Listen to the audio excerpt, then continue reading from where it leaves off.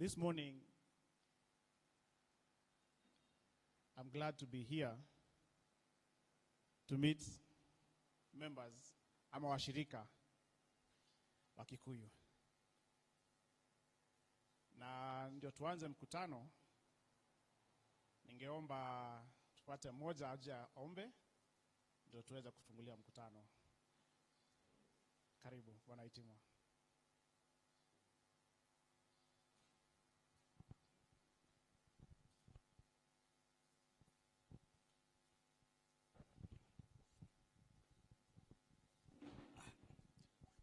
Twende mbele ya Mungu. Mwathani Ngai baba witũ we mwene hinya wothe, nĩ twoka mbere yaku Mwathani twĩgũcokeria ngatho na nĩgetha baba witũ nĩ ũndũ wa ũrĩa tũkĩririe na watũhe hinya na wendo nĩgetha tũke thĩinĩ wa mũcemanio ũyũ Mwathani mwega. Thengiũ baba witũ nĩ ũrĩa twaranĩte na ithuĩ thĩinĩ wa sacco ĩno itũ Mwathani. Baba twagĩkũha Mwathani tũkĩambĩrĩria mũcemanio witũ Ngai tũtongorie twe ũgũra wagĩrĩire na nĩgetha Ngai baba witũ tũkĩdeliberate maũndũ marĩa twagĩrĩire gwĩka marĩa nĩgetha tũhote gũtheremia sacco ĩno itũ Mwathani witũ.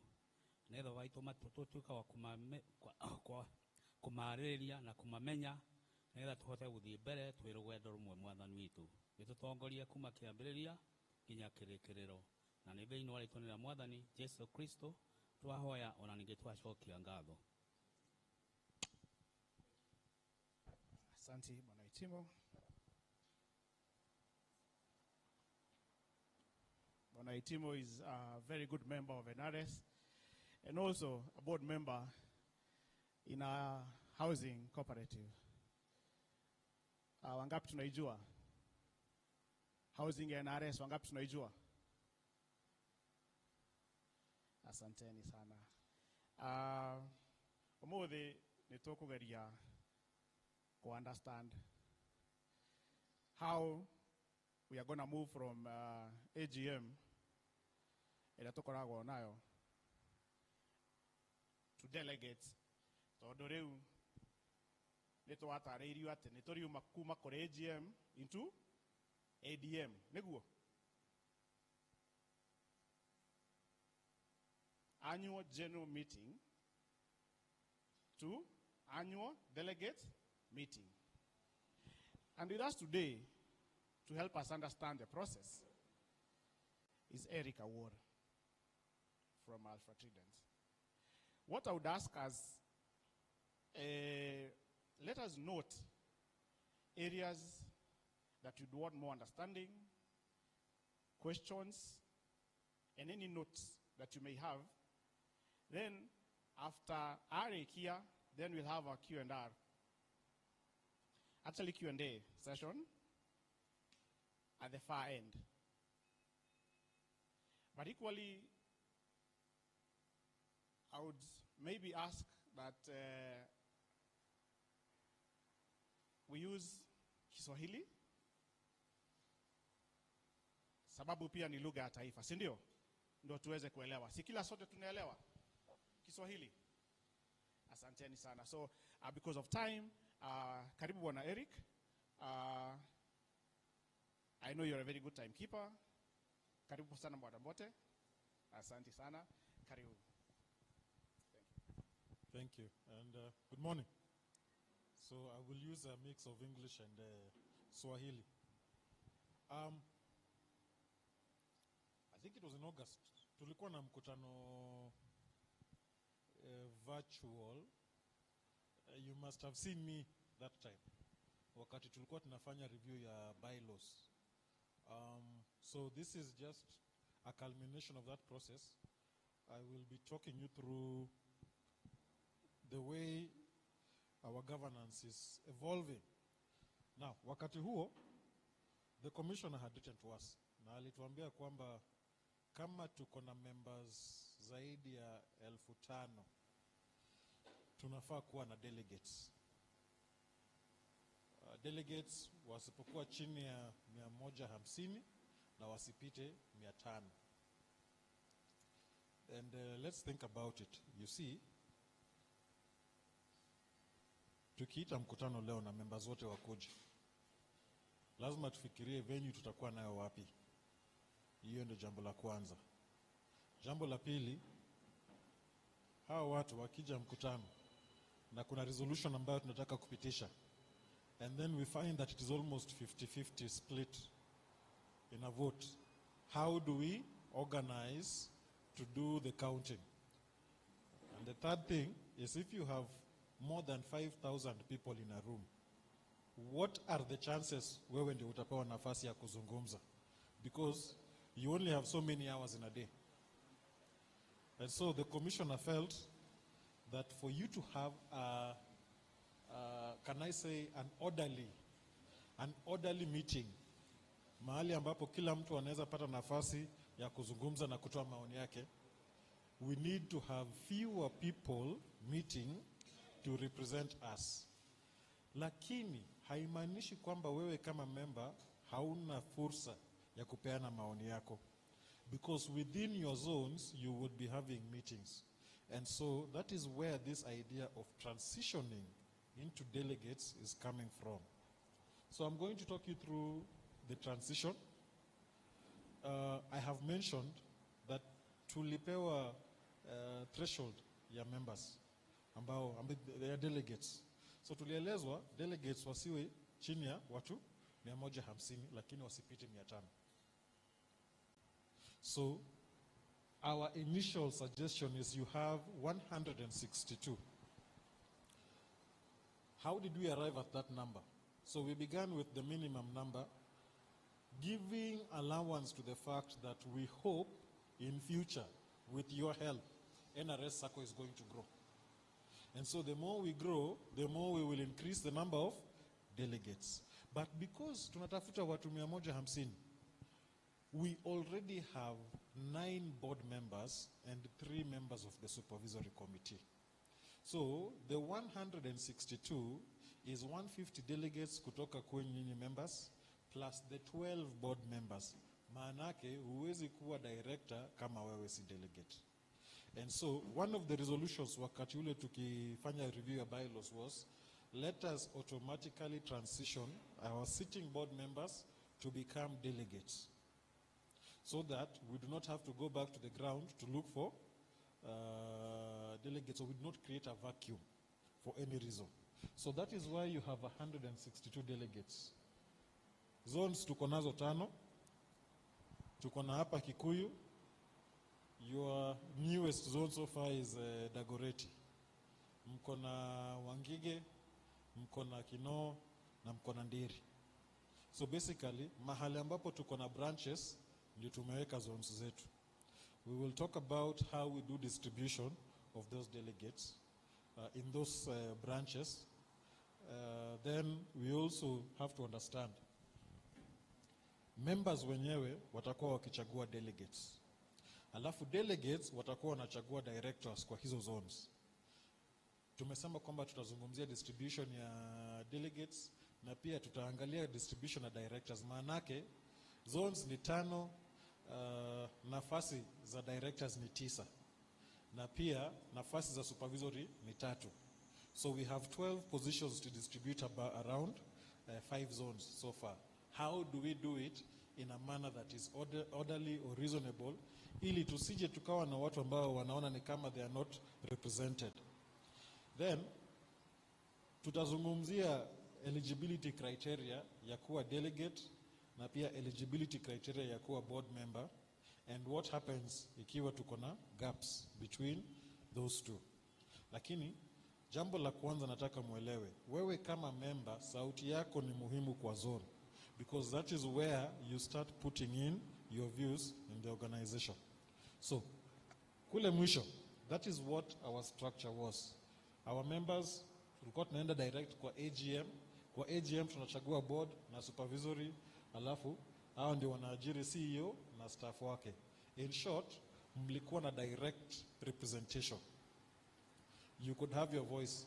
Nakumbuka I think it was in 2021 or was it 2019? Kuna wakati tulikuwa tunafanya review ya bylaws hapa kwa kanisa. I think it was an AGM and I happened to come, na tulijaza kanisa hapa. Nakumbuka pia kulikuwa na maswali mengi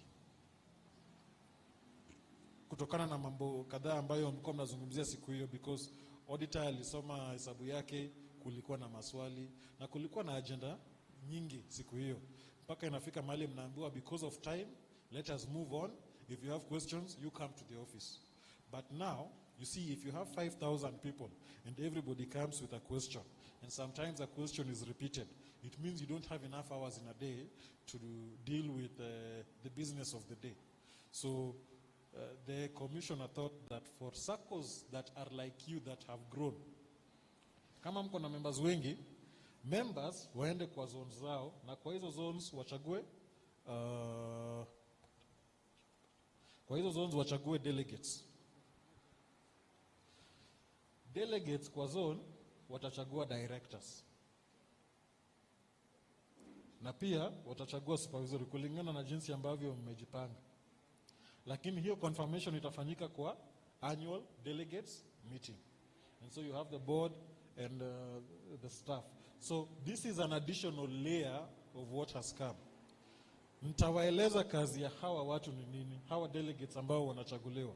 Nitawaeleza kazi yao ni nini, because it is not just to come and do the things that were happening in an annual general meeting setup.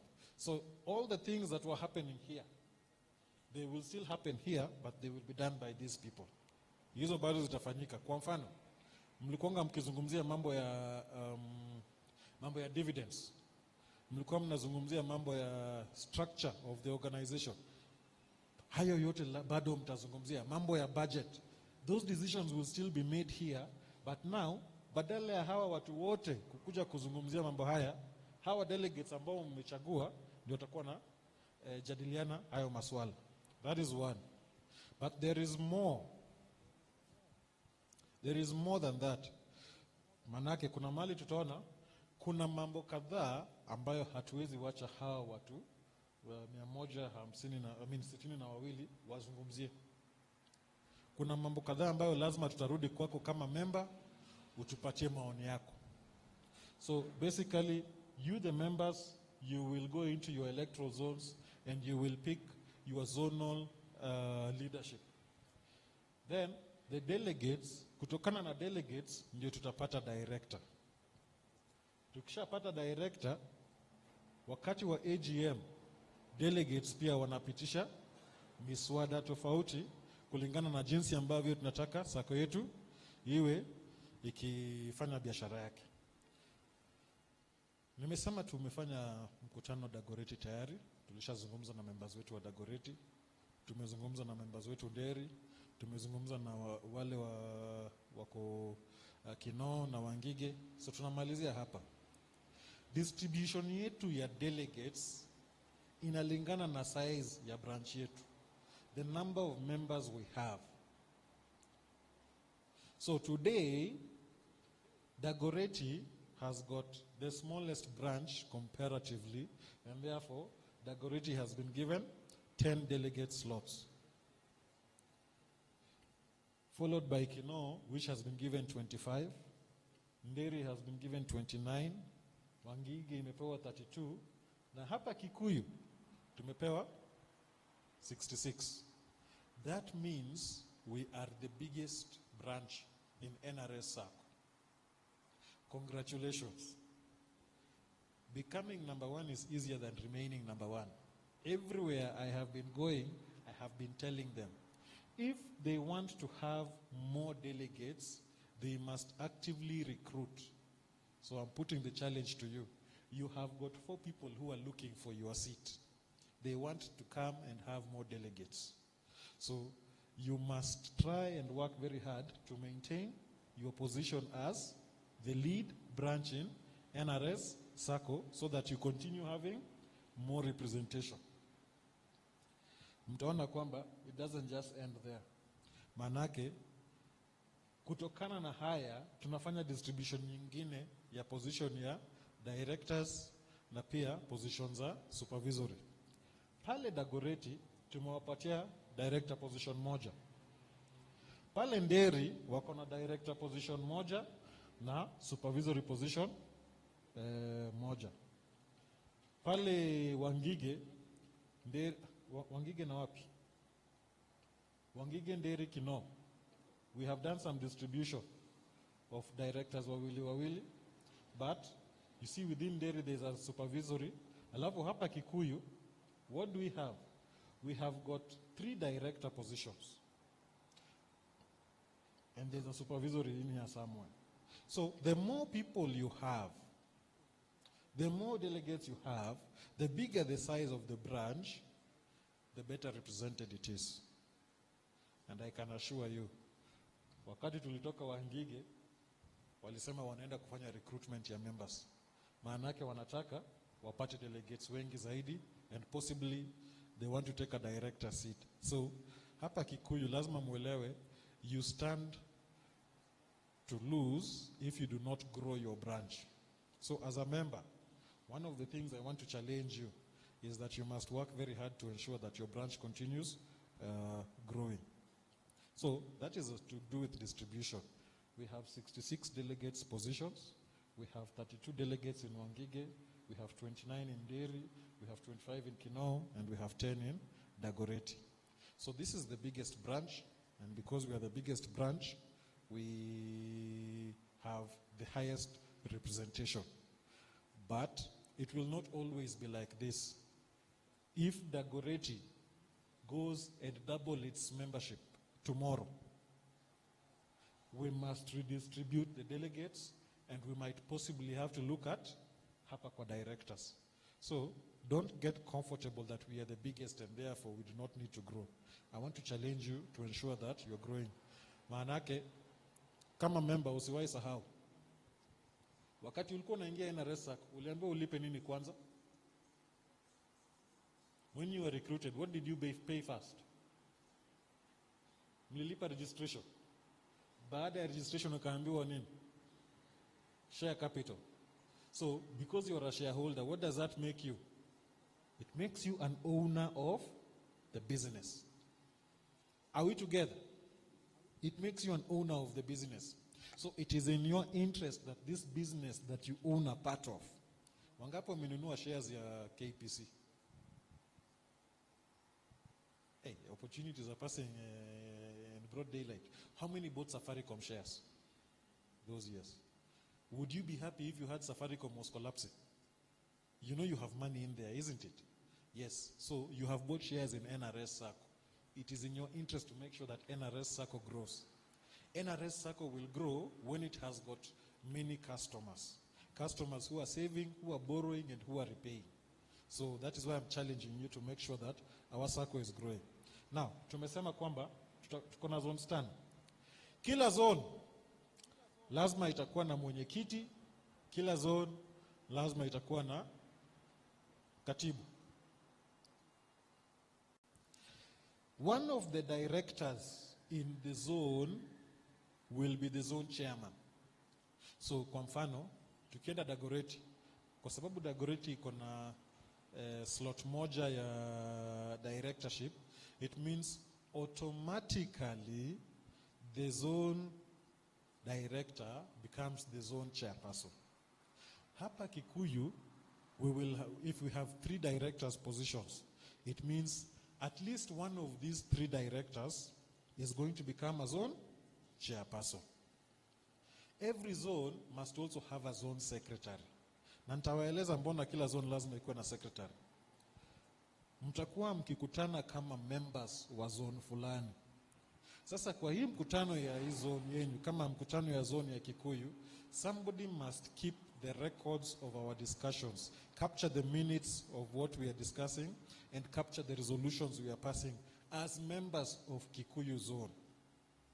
Maanake wakati wa annual delegates meeting, mwenyekiti wa Sacco ataita katibu wa zone ya Kikuyu aje asome resolutions za members wa Kikuyu for discussion in the ADM.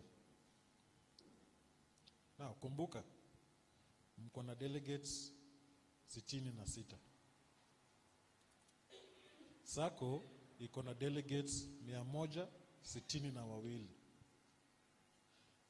Kuna uamuzi mnaweza fanya kama members wa Kikuyu. But that is only 66 of you, almost 2/3. almost 1/3 rather. You might have a suggestion that goes to the ADM and is going to be discussed there. The ADM might have a different point of view to what you have. But how does the ADM get to know what you discussed as what were zone ya Kikuyu? So your zone must have a chairperson. One of your elected directors is going to be the zone chairperson. And your zone must have a zone secretary who will be elected from amongst the delegates of that zone. So you cannot have a non-delegate becoming the zone secretary. Because remember nimesema, wakati wa ADM, wakati wa hii mkutano, delegate wa Kikuyu ataitwa na chairman wa board. Aje asome resolutions kutoka Kikuyu. That means that delegate must be somebody attending that meeting. And the people who are attending this meeting are not just ordinary members but duly elected delegates. So kila zone itakuwa na mwenyekiti, kila zone itakuwa na katibu. Katibu atakuwa na capture discussions zetu kama members kwa zone, na katibu pia ndiye atakuwa akienda kusoma resolutions zetu wakati tumeketi kwa annual delegates meeting. Now, ni vipi utachaguliwa uwe delegate? Kwa bylaws yenu na pia kwa election policy yenu kuna mahitaji ambayo lazima utatimiza. Ukiingia NRS Sacco, minimum share capital ni 1,000.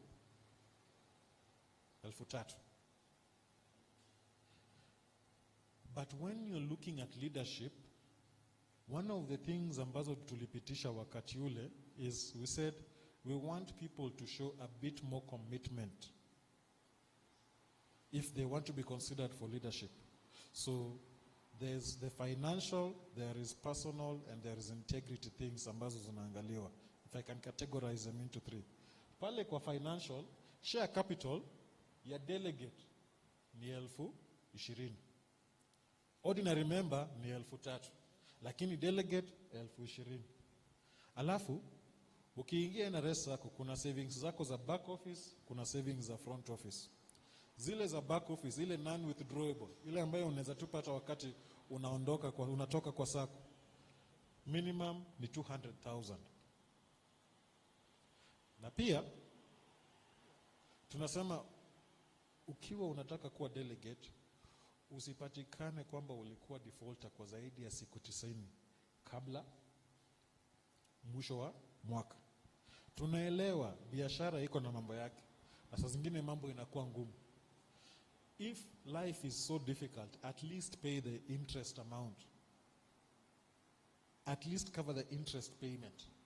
So, mtu ambaye anataka kuwa delegate asije akapatikana kwamba alikuwa loan defaulter kwa zaidi ya siku 90 kwa mwaka kabla huo wa uchaguzi. Now that is financial. On a personal level, tunataka tuchague watu ambao tunawaelewa, wao pia wanatuelewa. Siwezi ingia NRS Sacco leo nikuje nijiandikishe Kikuyu branch na niseme nataka nikuwe delegate kesho. Wacha niwe nimekuwa member at least miaka 2 years, 25 years and above. So this is helping you to also get people who can help you around matters of mature leadership. And also, at least KCAC level or equivalent. Unajua saa hizi mambo inabadilika kidogo. So we are saying KCAC or the equivalent of KCAC. Hakuna mahali ambapo tunauliza ile grade ambayo ulipata wakati ulikuwa unafanya KCAC. So if you have done more than KCAC, you bring it. It is okay. But minimum KCAC. The last meeting ambayo tulikuwa nayo, kulikuwa na maswali ya mambo ya hii level of masomo ambayo tumeka hapa. Na kuna sababu. The easy way to explain it would be, ukiangalia zile requirements ambayo regulator ameweka katika model bylaws, This is the minimum standard that they have set. But there is a good reason why they put this. Waligundua kwamba wakati wanajadiliana mambo kadhaa na SACCOs kuhusu jinsi ambavyo SACCO imekuwa ikifanya biashara yake, wanapata kwamba if you do not have people who have attained at least this level of education, it becomes a bit of a challenge. You see, the regulator is going to write to you and say, we have noticed 1, 2, 3, 4, 5 things going on. Please, can you tell us what is happening?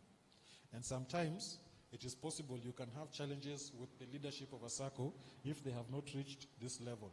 It is not about what you scored at this level, but it is at least you have attained that level. So the regulator noticed that you need at least people who are at that level for ease of helping to run the SACCO business in an orderly fashion. And then integrity, so no criminal record. So fraud, perjury, dishonesty. Usije ukapatikana na mambo ya bankruptcy, and pia don't be declared having an unsound mind. And if you happen to hold a public office, you cannot be removed, or a political office, you can't be removed because of discipline. So it is possible you can hold a public office or a political office and you are removed for a different reason, but it cannot be because of discipline. Now, there is a disclaimer. You have to be careful, because we are allowing, particularly when you hold a political position, we are allowing you to be a delegate. Lakini mkienda msome bylaws yenyu. In fact, if you read the Cooperative Societies Act, if you hold a political office at any level, you are not allowed to become a board member in the SACCO. In Kenya today, kuna SACCO moja tu ambayo imepewa exemption. That SACCO is called parliamentarians, because all the members are MPs or senators or governors or women reps and the like, and a few people from the office of the president. So those ones, if every member is holding a political office, the commissioner has given them an exemption. Lakini hapa NRS SACCO, we are allowing that you can have them as a delegate, but you have to understand, when it gets to becoming a director, there is a different standard. There is a higher standard that is going to be applied. Mtu akichaguliwa kuwa delegate, how long are you in office? So delegates wanachaguliwa miaka 3. So kila zone, once every 3 years, we'll be doing elections, what we call grassroots elections. So this is 2026. You will serve 2027, you will serve 2028, you will serve up 2029. Before we hold that other AGM, we will have to do grassroots elections ya delegates. So mtu akichaguliwa kuwa delegate, term ni miaka 3.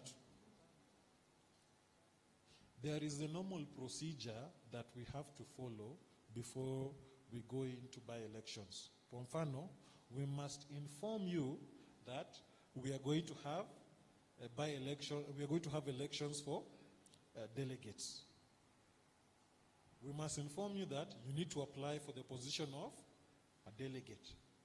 Lazima tukueleze what are the requirements to become a delegate.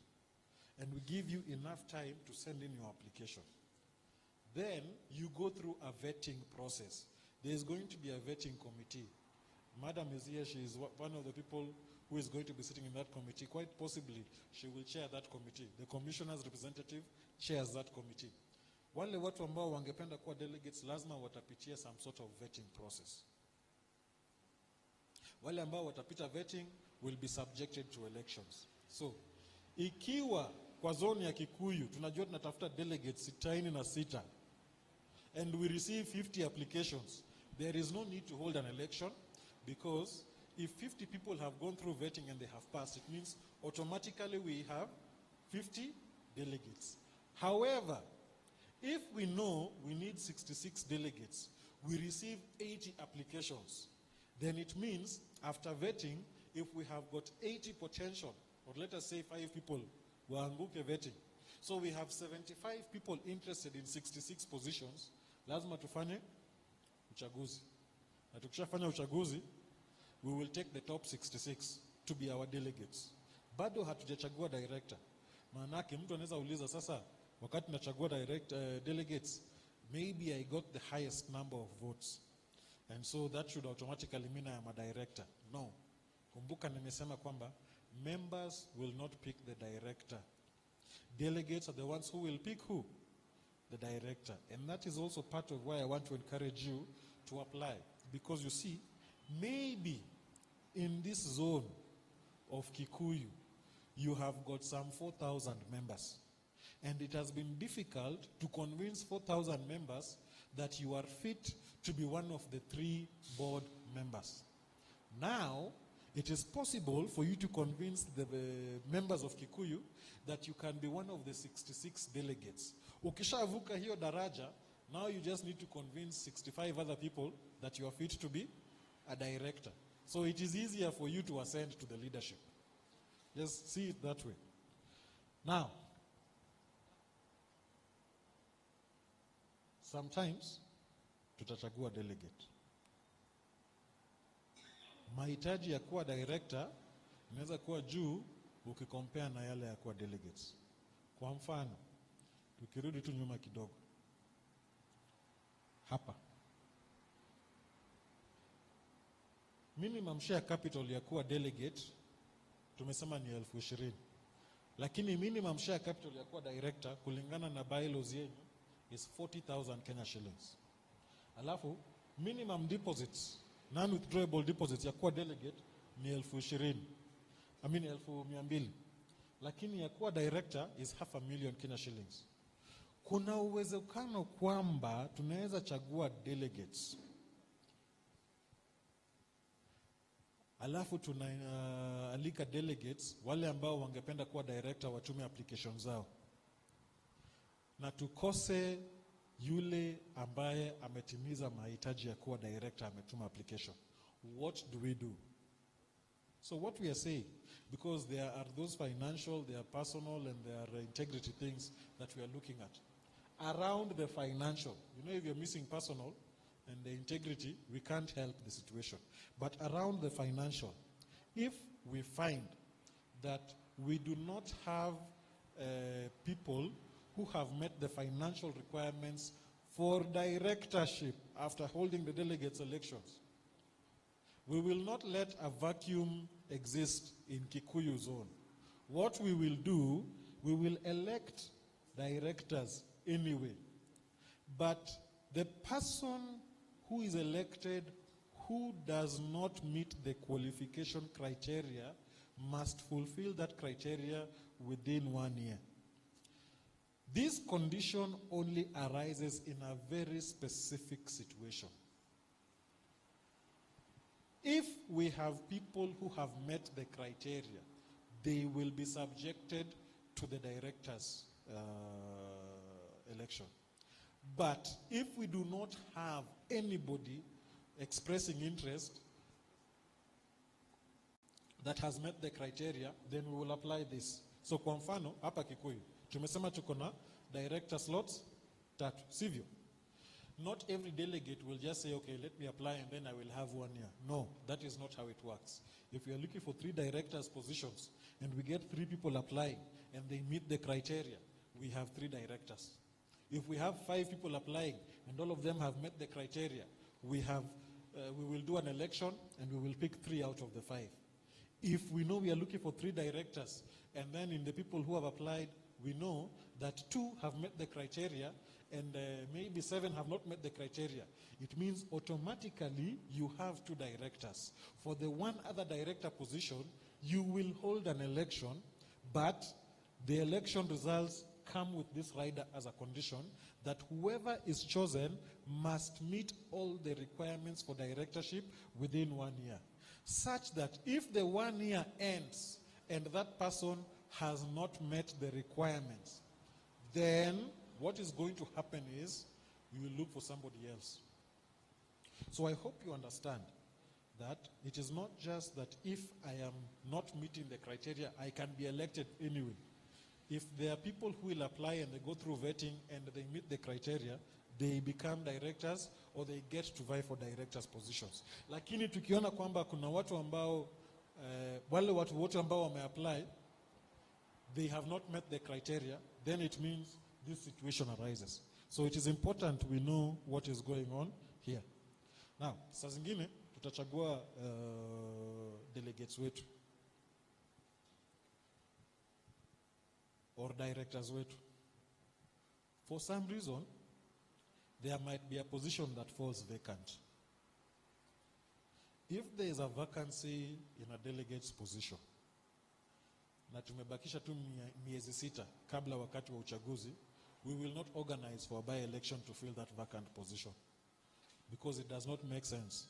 The time difference between when the vacancy is occurring and the next general meeting or the next election for delegates is too short. So you will not hold a by-election if the distance between the time of the vacancy and the general meeting is very short. But if you have more than 6 months, then you will go and hold a by-election to fill the vacant delegate position. Now, tulisema kwamba kukuwa board member unafaa kuwa na 20, kukuwa director ni 40,000, kukuwa delegate kukuwa board member ni 40,500, kukuwa delegate ilikuwa 20 na 200. Of course, being a member, one of the criteria for being a director means you must be a duly elected delegate, which means all the criteria for delegateship you must have met. That means those financial requirements, those personal requirements, those integrity requirements, the 25 years of age, the 2 years of consecutive membership, the not falling into default. Mambo hayo yote lazima uwe umetimiza. And then at least you must be able to read and write in English. Maanake, if you look at the correspondences ambazo Sacco imekuwa nayo between itself and the various stakeholders, our stakeholders ni kama nani? There is the bank, there is the commissioner, there is the regulator, you have your advocacy bodies, you have got the county government, you have the national government, you have KRA. Watu wangapi wameandikiwa barua na KRA in Kiswahili? There isn't. They primarily communicate in English, isn't it? So you want the people who are in leadership to at least be able to communicate in that language. Kukuwa director, tunataka mtu awe ametimiza mahitaji ya chapter 6 of the constitution. Help, nini ingine? Good conduct, tax compliance, mambo kama hayo. So kumbuka, kukuwa delegate tulikuwa tunasema tu, do not have a criminal record, ile mambo ya perjury or dishonesty. But to be a director, we are holding you to a higher standard. Then, no conflict of interest. This is an interesting one. And if you read your bylaws, you will also find something that takes care of this. Even, in fact, your regulations take care of this stuff. Because the regulations, if you read the Cooperative Societies Act, just by way of background, you, as NRS Sacco, you were registered under the Cooperative Societies Act, but you are licensed under the Sacco Act.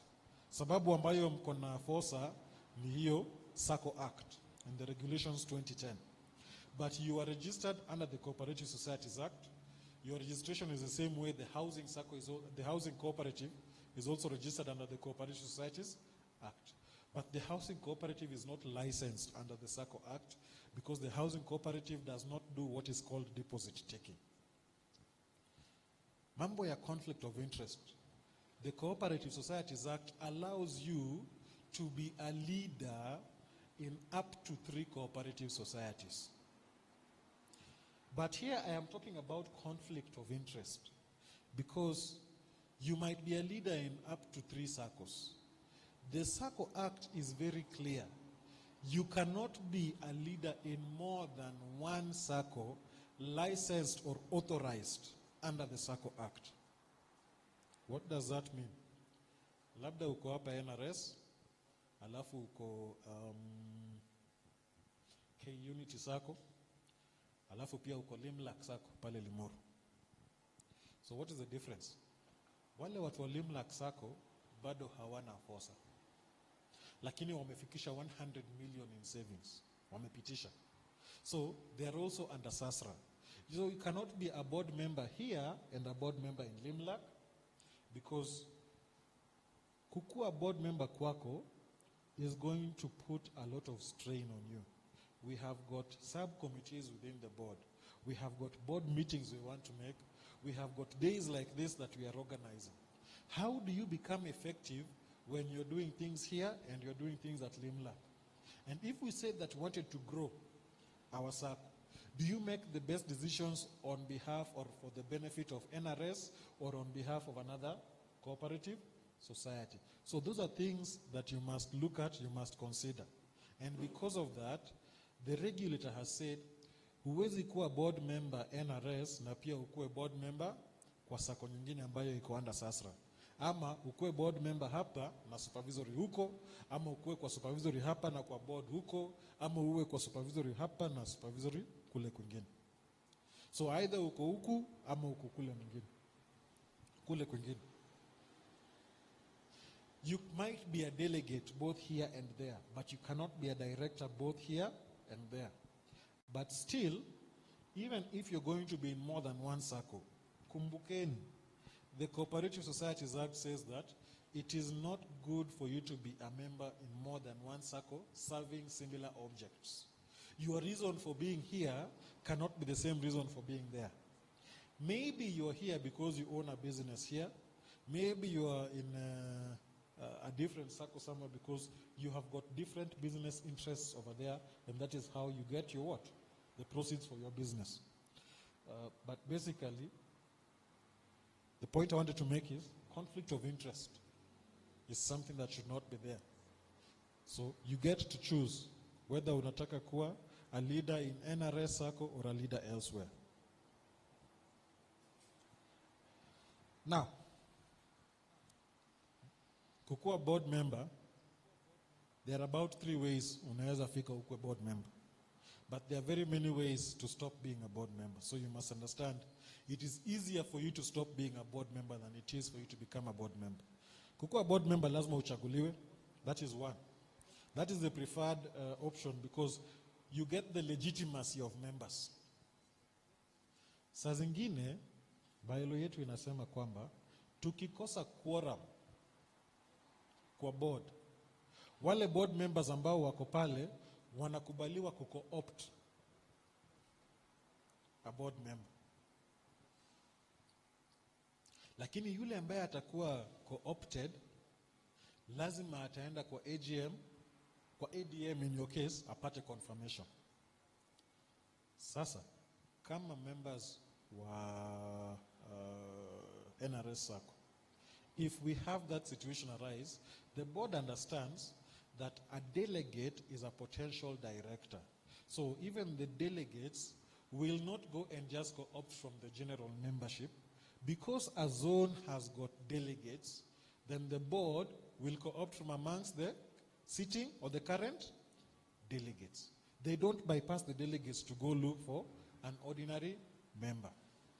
So if there is a lack of quorum in the board, then the board will co-opt a board member from the sitting delegates, provided that that person who is co-opted must be confirmed at the next delegates meeting, then the next AGM.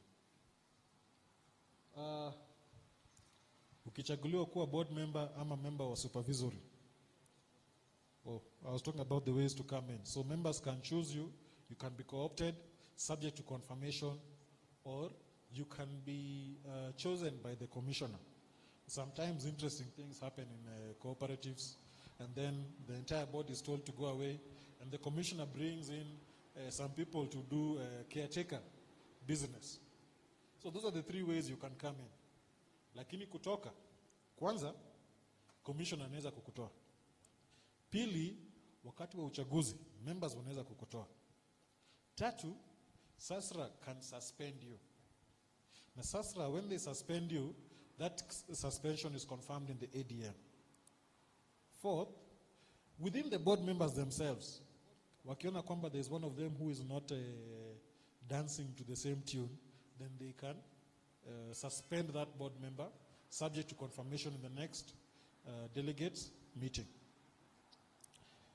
5, anybody who ceases to hold these qualifications automatically ceases to become a board member. You can't be in that house when you don't meet the requirements to qualify to be in that house. So, ceasing to hold qualifications is one of the things that can cause for somebody to stop being a board member. Of course, if you're called to be with the Lord, you transition out of the board. And also, somebody is allowed to resign from being a board member. So you see, there are 7 ways out of this house, but only 3 ways through which you can come in. Now, zonal general meeting. Frequency. Members wa Kikuyu watakuwa nakutana mara ngapi kwa mwaka? At the minimum, your Sacco must meet with you once a year, at the minimum, to talk to you as general members, not as delegates. Zonal general meeting, where we will call all the members of Kikuyu. At the minimum, we must call you once a year to talk to you about what the business of the Sacco has been like. Now, that meeting, again, you must be given adequate notice. So we cannot wait and say, we are calling all of you tomorrow to come to PCEA Kikuyu. No. We tell you that in 2 weeks we're going to be having this meeting. These are the things we want to discuss. Please purpose to attend. Mambo kama hayo. Na tulisema kwamba kila zone lazima itakuwa na mwenyekiti na katibu. So minutes will be recorded by our zone secretary. Within this zone general meeting, ni nini tutakuwa tunazungumzia? Ya kwanza, tutakuwa tunachagua delegates wetu na pia director wetu as determined by the board. This as determined by the board is about distribution. So the board will be going to see what are our numbers looking like. And then they will tell you, if you're holding a general meeting, mtaambiwa that nyinyi watu wa Kikuyu, wakati ule mwingine you had 66 slots, the branch has grown a bit more than others, mmeongezwa slots 3 ama 4, so now you have up to 70 delegates to do election. So the first thing that you'll be doing, one of the things you'll be doing is, you'll be electing your delegates, you'll be electing your directors. Pili, kuna reports ambazo board itakuwa inaleta. Maanake nimesema, at least once a year, the Sacco must inform the members about the business of this organization they hold. Maanake the member is a shareholder. So, there will be reports from the board. You will be told, kwa mfano, that sisi kama a branch ya Kikuyu, this is the way business has been. Tumeongeza members hivi, loans zetu zimefika hapa, lakini default tunaona inaenda hivi, we are wondering what is going on, and you will be discussing about things to do with the business. Because out of these reports, kuna uwezekano kwamba you will pass certain resolutions. Kwa mfano, headquarters ya NRS Sacco iko wapi? Ni hapa Kikuyu. Where does your board meet? Where? Wangigi, sivyo? So, tuseme kwa mfano, kama members wa Kikuyu mseme, kama headquarters iko Kikuyu, why don't we get an office that is able to do what? To hold up to a boardroom. Mnanipata? Alafu, mpitishe kwa zonal meeting ya Kikuyu, you pass a resolution that we want to have maybe our own building in Kikuyu that has got all these wonderful things, or because the members have become so many and the branch is always full, we want to have a second branch in Kikuyu. Your delegates are going to take that resolution to the annual delegates meeting, where your branch, your zone secretary, is going to read that resolution for consideration by all the delegates of NRS Sacco. Labda wakati huo pia kutakuwa na mswada mwingine ambao unasema tungependa kufungua branch Ruiru. So now it will be either, do we open a second branch in Kikuyu or do we open a branch in Ruiru? Sivyo? Delegates watafanya uchaguzi na kuna mswada ambao utapita, kuna ule ambao labda anguka, because we might be told either pick one or the other. Labda waseme haya tujaribu hii mambo ya Ruiru tuone itakuwa namna gani. So your delegates now will come back to you, the members, to tell you we took our resolution to the ADM, but our resolution did not pass, and this is the reason why. So that is the work of a delegate, to inform you about what is going on in the organization. Discuss proposed agenda items for the general meeting. So labda kama members wa Kikuyu, kuna mambo ambayo mngependa delegates wapitishe, so that it becomes a policy issue in NRS Sacco. You will be giving your proposed issues for discussion. That is where those resolutions I'm saying come from. And also to pass resolutions to be conveyed to the annual delegates meeting. So those are the core functions.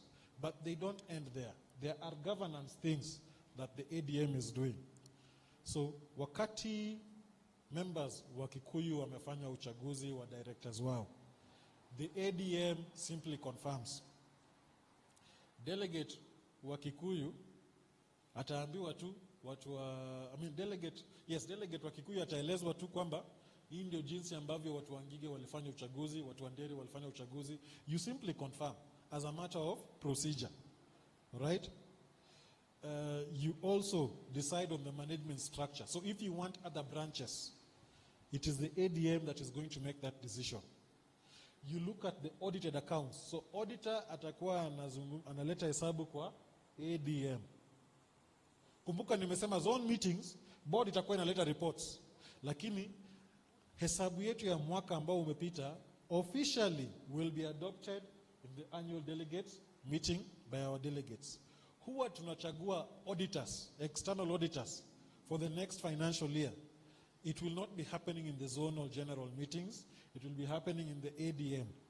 Again, borrowing power is going to be happening in the ADM. So basically, yale mambo ambayo mlikuwa mnazungumzia kwa AGM, sasa zitakuwa zinafanyika wapi? Kwa ADM. Kupitisha budget, distribution of surplus, hiyo mambo ya dividends, kuangalia mambo ya recommendation of expulsion of members. Kwa sababu kuna uwezekano, kuna mtu ambaye atakuwa anatusumbua na tunaona huyu sasa, the board is allowed to suspend that member. When the board suspends that member is given time, agitate, and then they consider that member's defense, and they put a vote. Before, it was coming to all the members. But now, because these things are happening in the annual delegates meeting, delegates ndio wataamua wende ama ubaki. Mambo ya policy, fixing indemnity ya elected board members. Just by the way, ukichaguliwa kama board member, kuna mambo mawili. Kuna matatu actually. Kuna moja inaitwa indemnity. Ya pili inaitwa declaration of wealth. Indemnity ni siku 14 baada ya kuchaguliwa. You file it with the commissioner and the regulator. Declaration of wealth is within 30 days to the commissioner. The other one is fit and proper test. Fit and proper test is to the regulator. And because I think there have been successes, if you looked at what's been going on, I think it is just last week, even now the commissioner's office is looking at this fit and proper test to make sure that these people who are chosen or employed in senior positions in cooperatives, they execute mambo ya fit and proper test. So, and any other business, honoraria, bonuses, so yale mambo ambayo tulikuwa tunafanya kwa AGM, sasa ni delegates watakuwa wakiangalia.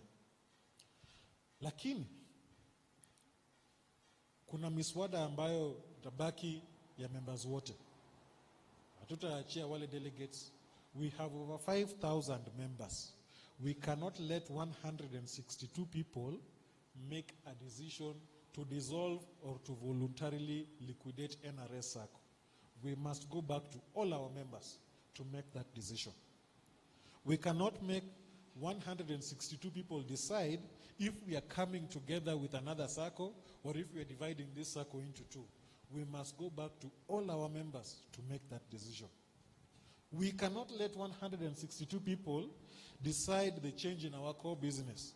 Labda tunaona hii mambo ya sako imekuwa ngumu, we want to convert to kuwe housing cooperative, investment cooperative. 162 people will not pass that decision. All our members must be consulted. Formation or liquidation of subsidiary companies and also acquisition of majority shareholding or takeovers as part of financial investments. We will not let the delegates decide those things by themselves.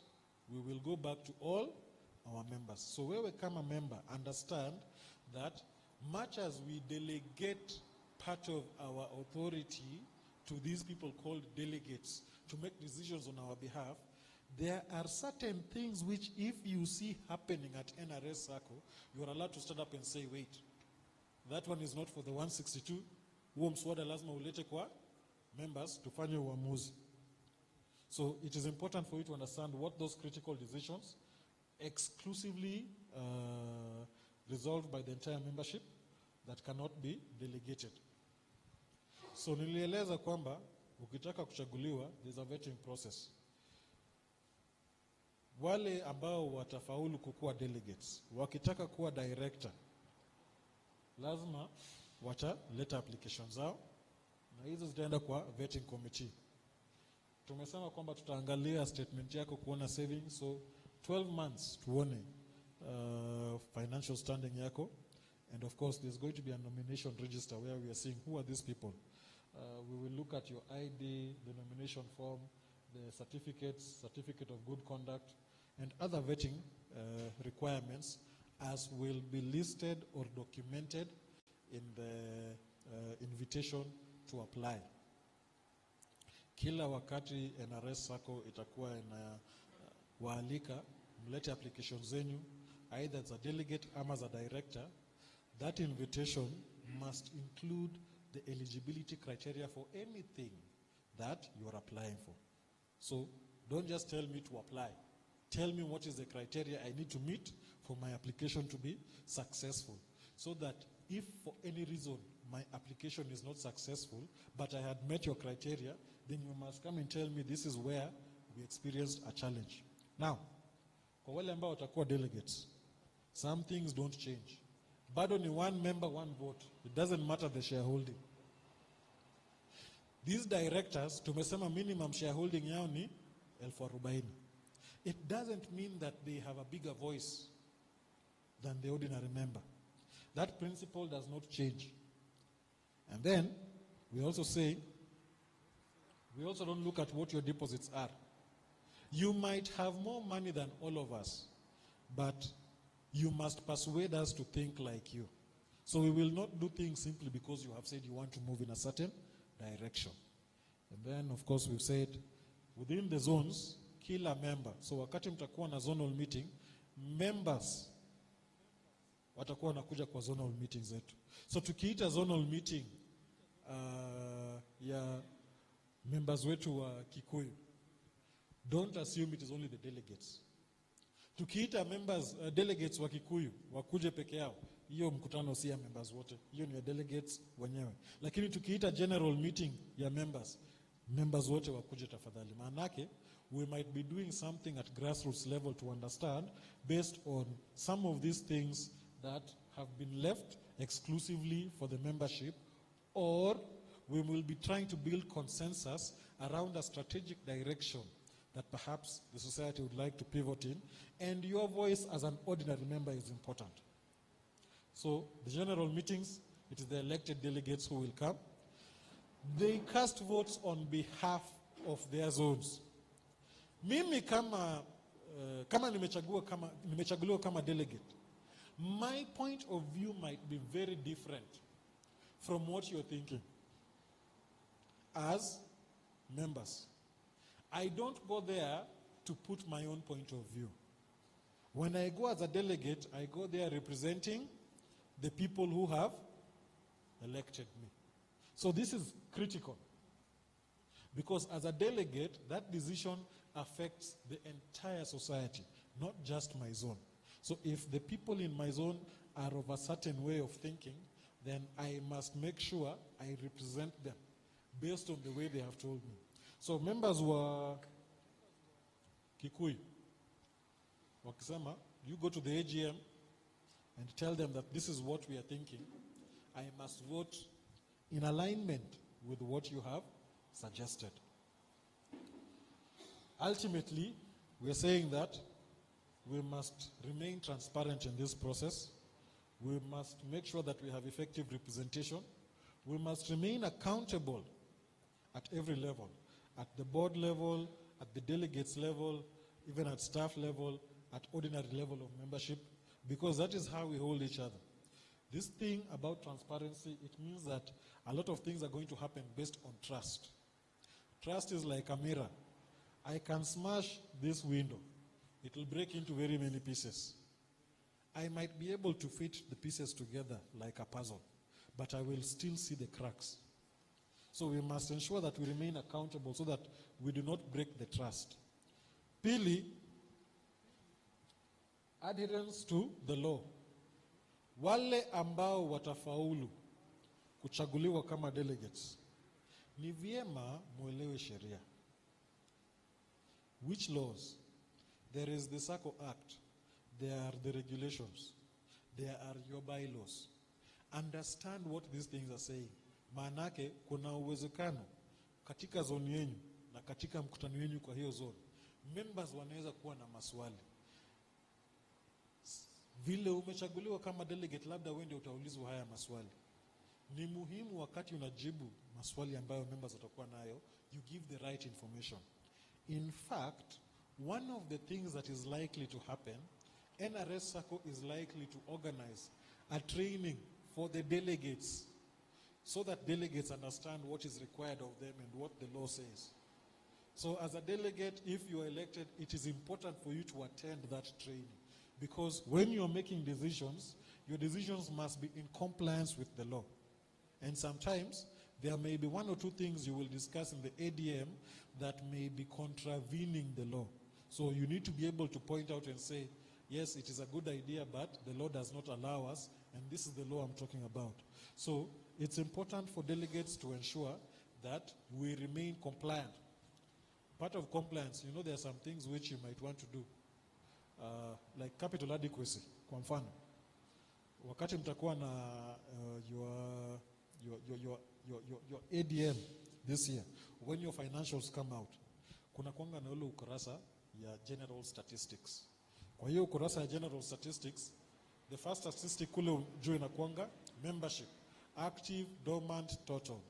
Chini ya hiyo unakuwa na statistics ya assets, loans, income, savings, mambo kama hayo. Kule chini kuna kuanga na ratios ambazo zimewekwa pale. Utaona ratios ya capital adequacy, core capital, institutional capital, investment ratios, liquidity ratios. Those ratios have got minimums. Delegates are mandated to make certain decisions. So you don't want to make a decision that is going to affect those ratios, because if those ratios become bad, you will have very difficult conversations. Your board will have very difficult conversations with SASRA. So as a delegate, it is important for you to understand what the laws of the land are saying. So if the Sacco organizes training for delegates, please make sure if you're elected, you attend. And of course, empowerment. So we want to have a robust and fair delegate-based representation system. Ultimately, delegates are the supreme decision-making body in NRS Sacco. The decisions they make come from the grassroots, the members. So, labda hautafaulu kuchaguliwa kama member, lakini sauti yako bado itasikika. So you give your delegates resolutions here, ili by the time wanafika hapa, wanasema, watu wa Kikuyu, hivi ndio jinsi ambavyo wangependa tufanye. You have a right to vote as a delegate if you're chosen. You get to deliberate various issues. Kuna mswada utatoka zone ya Nderi, you will discuss as delegates. Kuna mswada utatoka Wangige, you will discuss. But ultimately, the decisions you make are going to affect the entire organization. You might have times when you need to have special delegates meetings. Just the same way mlikuwa na AGM na SGM, there may be things that happen. Labda, board itaita mkutano, then you need to have delegates. Pia, if 110 or 2/3 of the delegates say, hey, you people, we need to meet, then you will have a meeting. Now remember, you have 66, others have 32, others have 29, others have 25, others have 10. So no one zone can call for delegates meeting by itself. You need at least 3 zones, whichever way you put it together. In fact, if it does not include Kikuyu, you need all the 4 zones to say, we need to do what? We need to have a meeting. And also, the commissioner can call for a meeting. If you are chosen to be a delegate, your responsibilities. Remember, you are acting as a bridge between leadership and the members. So, representation. You represent the members when you go to the ADM. After you have discussed things in the ADM, you represent the ADM when you go back to the members. You must inform the members of what was discussed in the ADM. So you are going back and forth. You are a bridge between the grassroots and the governance. Policy and rule education. There are certain decisions that will be made in the ADM that are going to affect the way NRS Sacco is doing the things it does. You are the people who must transmit this information. Regulatory compliance, we've talked about the decisions that you're making must be in compliance with the law. Growth and recruitment. I know, nimesema hii role, tunataka delegates watusaidie. Lakini this role, mi nataka kila member tu. Every member, because we are shareholders in this business. Our dividends can only grow when we are profitable. How do we get our profit? When people are saving, borrowing, paying. If people are not saving, we have a problem. Because where will the money for loans come from? If people are saving and they're not borrowing, we have a problem. Because the law says at the minimum 70% of our assets is supposed to come from loans. So we need to find other places to park this money. And sometimes those other places do not give us the same level of return as when we give loans to members. Sometimes also the risks, because there have been certain disruptions within the cooperative sector recently. But also, if you're borrowing and you're not repaying, it means we have a problem of loan default. People are taking money and they're not bringing it in. So where will the dividends come from? So ultimately, this issue of growth and recruitment, delegates play a critical role because you might see certain opportunities within your zones. You come and tell us that there's an opportunity here you need to take advantage of. But this is a challenge that needs to go out to each and every single member. Zonal coordination.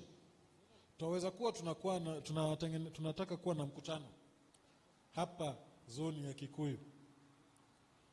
Nyinyi ndio mnajua members wetu because you operate with them at the grassroots. So kama wewe ni delegate, help us to mobilize so that members can come.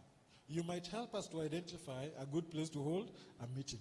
So basically, when we are organizing our society functions, we want to hold, for instance, member training, not delegates training, member training in Kikuyu.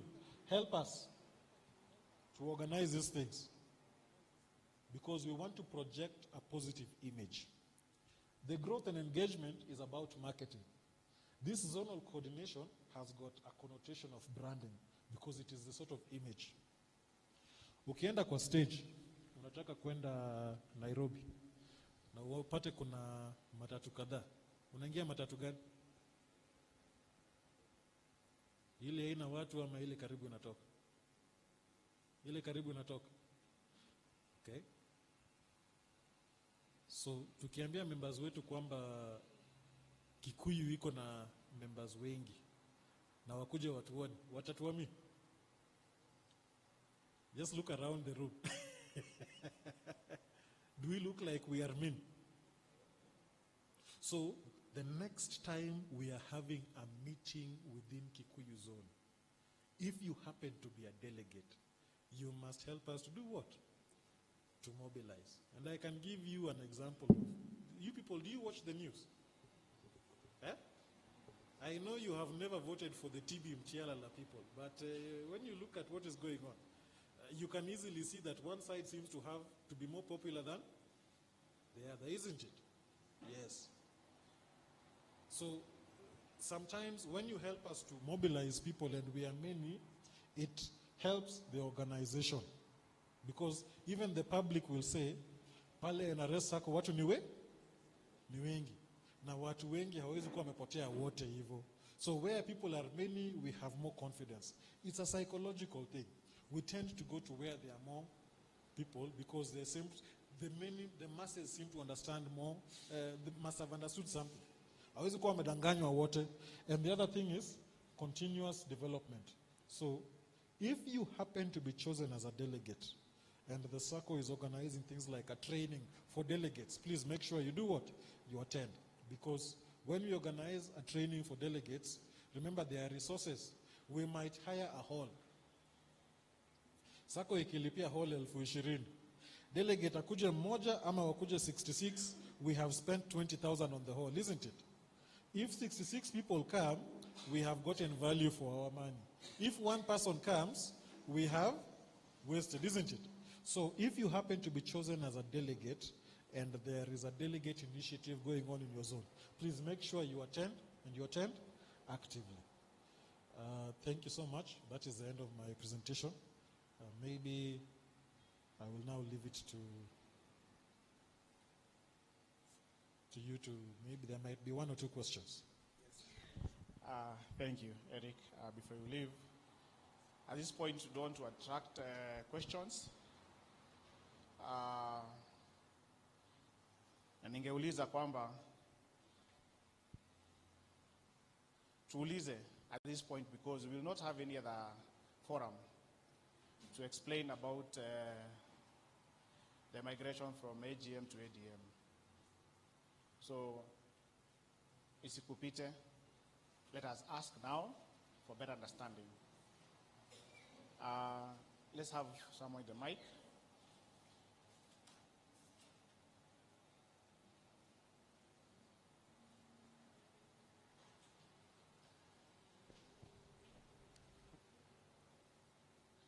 And you see, in adult education, every question is correct. So there's nothing as a bad question. So feel free.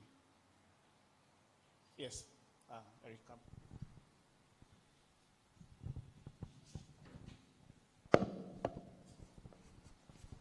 How will you facilitate the zone meeting?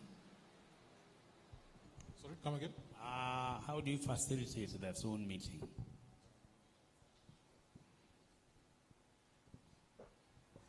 So how do we facilitate the zone meeting? Let's say in like zone for this for Kikuyu, we have quite a big number. Yes. If you want to hire a hall for them to meet, who will facilitate that? That is the Sacco's budget and governance expenditure. It's a good question because, you know, there are implications. If you want to have many zone meetings, what is going to happen? Expenses will go up, isn't it? When the expenses are many, what happens to the surplus? It goes down, isn't it? When there's no surplus, what happens to the dividends? It is not there. So you will have the society facilitating or taking care of the expenses within the zone as part of governance expenditure. At the minimum, the society is going to prepare to hold at least one zone meeting every year because it is a requirement by law as a matter of consumer protection that the place where you're getting services must tell you about this business that you own, isn't it? But if our members in Kikuyu are of the habit of wanting to have many meetings because people are being troublesome or overly political, they must understand that many meetings start to affect other aspects of the business. And that is why sometimes the Sacco will have to think strategically, because you see there's the meetings that they will have with all the members, and then there's a meeting that they will have with the delegates, isn't it? To deal with issues within the specific zone.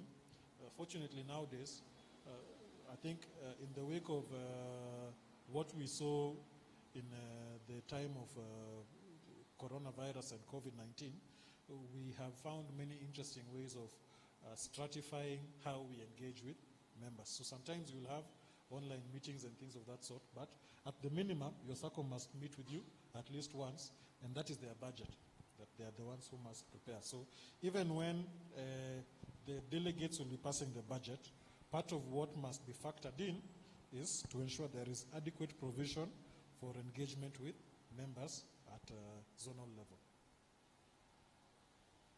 And that's why I'm also insisting, if the Sacco has put resources to engage with you, make sure you do what? You show up. Because we cannot hire a hall for 20,000 shillings and then 5 people show up. Isn't it? Yes. Any other question?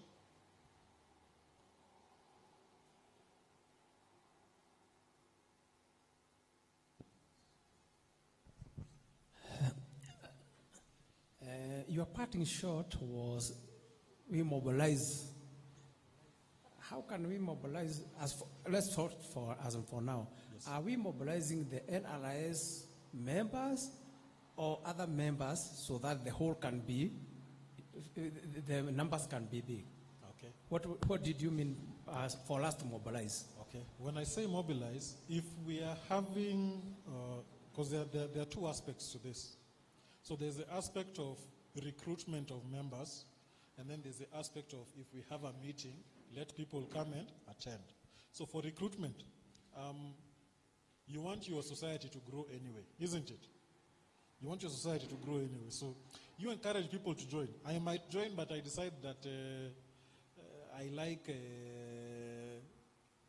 Wangige more than I like Kikuyu branch, isn't it? So I might join Kikuyu. Wonderful, the Sacco has grown anyway.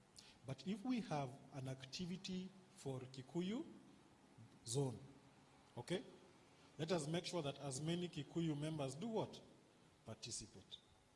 So when I say mobilize, I mean mobilize in two aspects. One, help to grow your organization. Saccos exist in communities. When we help to bring each other together up, it means living life out there becomes easier. And the other thing is, when we have an initiative, it is good for as many of us to participate because it is going to benefit more people when we leave one place with more information, more learnings, more knowledge, and things like that. So mobilize on those two aspects.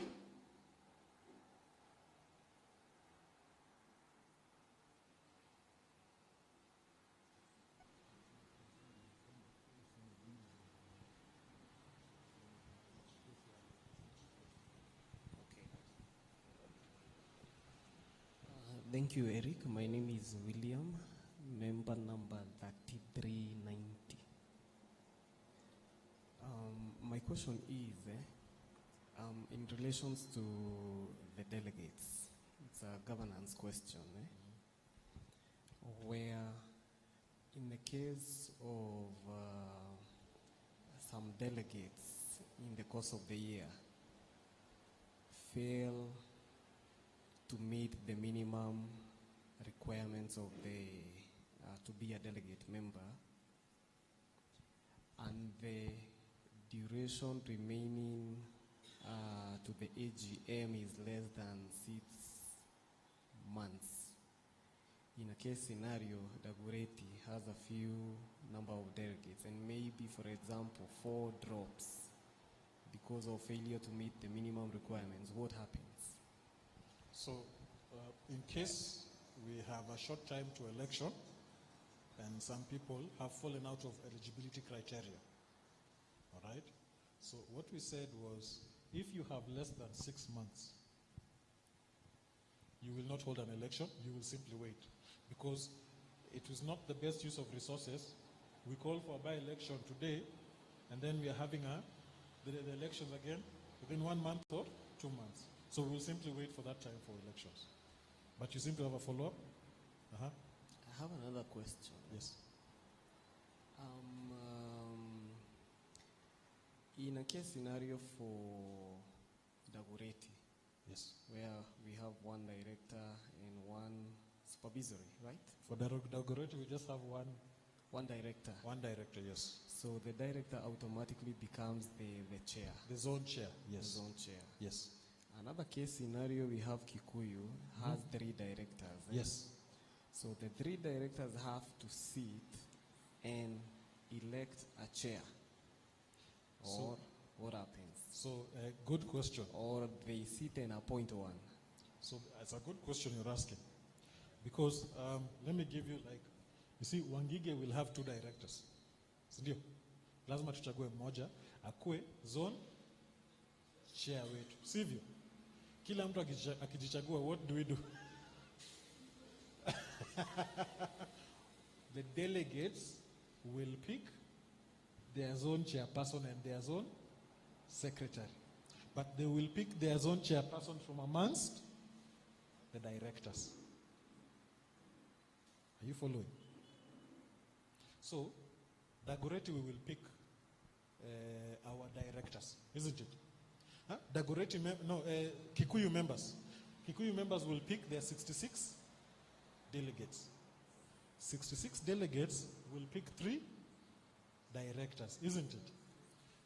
The 66 delegates will pick a zone chair from amongst these 3. Sawa. These 66, well, let me call them 63. Okay? From the 66 people, we have 3 directors. So these people pick a zone chair from amongst these ones. These people will also pick a zone secretary. The zone secretary does not have to be amongst these ones. But the zone secretary must come from the delegates. But the zone chairperson must come from directors. So what wanaamua at every stage? Yes. Now the only time that directors will sit and organize themselves the way they want, siku directors wako na subcommittees. Hiyo sasa we don't involve these ones. Hiyo sasa the 9 people pia wanaenda wanajichagua vile wanataka. Yes. Okay, on the same governance issue, and having Dagoretti and Kikuyu as our case scenario, we are saying that Kikuyu will elect a chair. And we are presuming that these directors, or rather the office, will serve for 3 years. Yes. So we have an elected chair and also an elected secretary. Yes. In case of Dagoretti, Yes. the director, or rather the chair, has automatically Becomes the zone chair. becomes the zone chair. Yes. So is he supposed to serve for 3 years because he was not elected, or what happens? Your term as a director is dictated by a different law. Okay? The law is the Cooperative Societies Act that says when we elect you as a director, you're elected for a term of 3 years, isn't it? Now, remember, even delegates are being elected for a term of 3 years. All right? So if we go and we do, because this scenario might happen, tuseme kwa mfano, tumekuchagua kama, tumefanya zone elections this year. Si kwa hawa directors wetu, there's somebody who is subject to election next year. Sindio? If something happens, and this person who is supposed to be a director does not meet delegateship requirements, it means automatically they don't meet directorship requirements. Are you following? Now, somebody is going to be elected next year as a director for 3 years as a director. But before they serve their last year, they are going to have to stand as a delegate. Are you following? We are going to pick the people who we are electing this year. Their timetable is going to be a bit different. wale directors ambao tunachagua na ule wa supervisory ambao tunachagua next year and the year after that, watu wa 2027 na 2028, theirs will be a bit interesting. So kwa mfano, yule ambaye atakuwa on rotation in 2027, si tayari ni delegate miaka 3. So delegate sawa. Wakati tunafanya election ya directors next year, they will vie. There will be a director in 2028 into 2027 into 2028, 2028 into 2029. But in 2029, we must go back and do grassroots elections for what? Delegates. A sitting director who vies to be a delegate and fails automatically loses their director position. So unaweza kuwa wewe ni director, you have 1 or 2 more years to go as a director, lakini wakati tunaenda kuchagua delegates wa zone yako, watu waseme huyu jamaa ametusumbua, tufanye nini? Tusimpatie. If you can't convince 4,000 people to choose you amongst the top 29, how do we then choose you to continue leading? All right? So the timetable for people who are going to be on rotation next year and the year after is going to be a bit unique and a bit interesting. And that's what I was saying. These people we have chosen as our directors, they must understand that it is not just, you see the way our national politics, things only become good when the election is coming. After that, normally I say, you put your least popular initiatives when you're farthest from the next election. But now people are going to be on their toes all the time because we are looking for delegates and we're looking for directors. Every year, we are looking for directors. Delegates, we are looking for once every 3 years. But if you're a director and the time you're confirming delegates, you are not among the number, then it means automatically there will be a vacancy in the director position and somebody will be chosen to complete your term. They will not start a new 3-year term as a director. Anakuja anamaliza yako, yaendelee. So there's going to be some interesting things going on.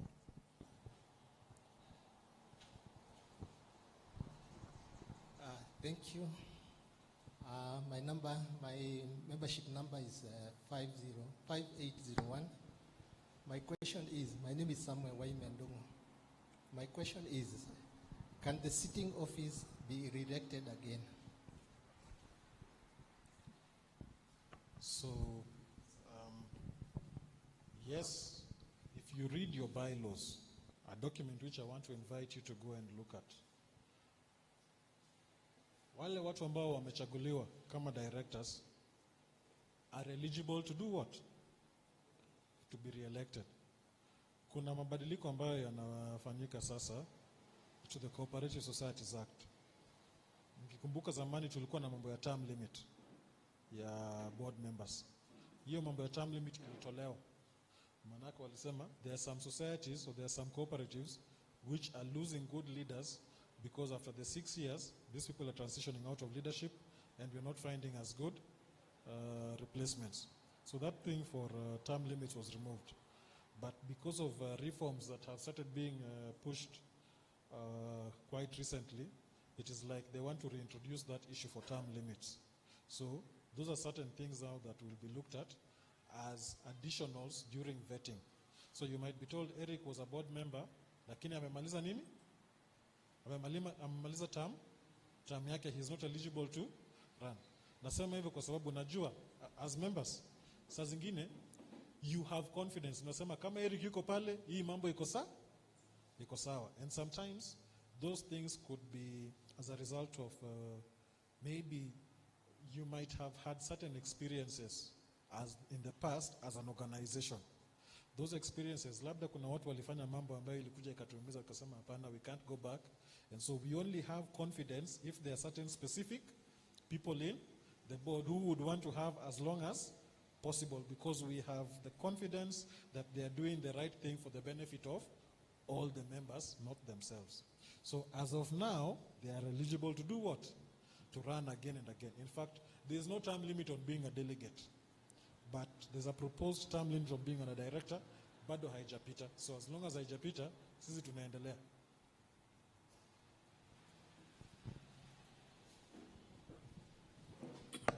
Okay, thank you.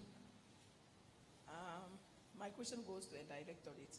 Do we have an age limit of whoever is being elected? Number 2, what about gender? Okay.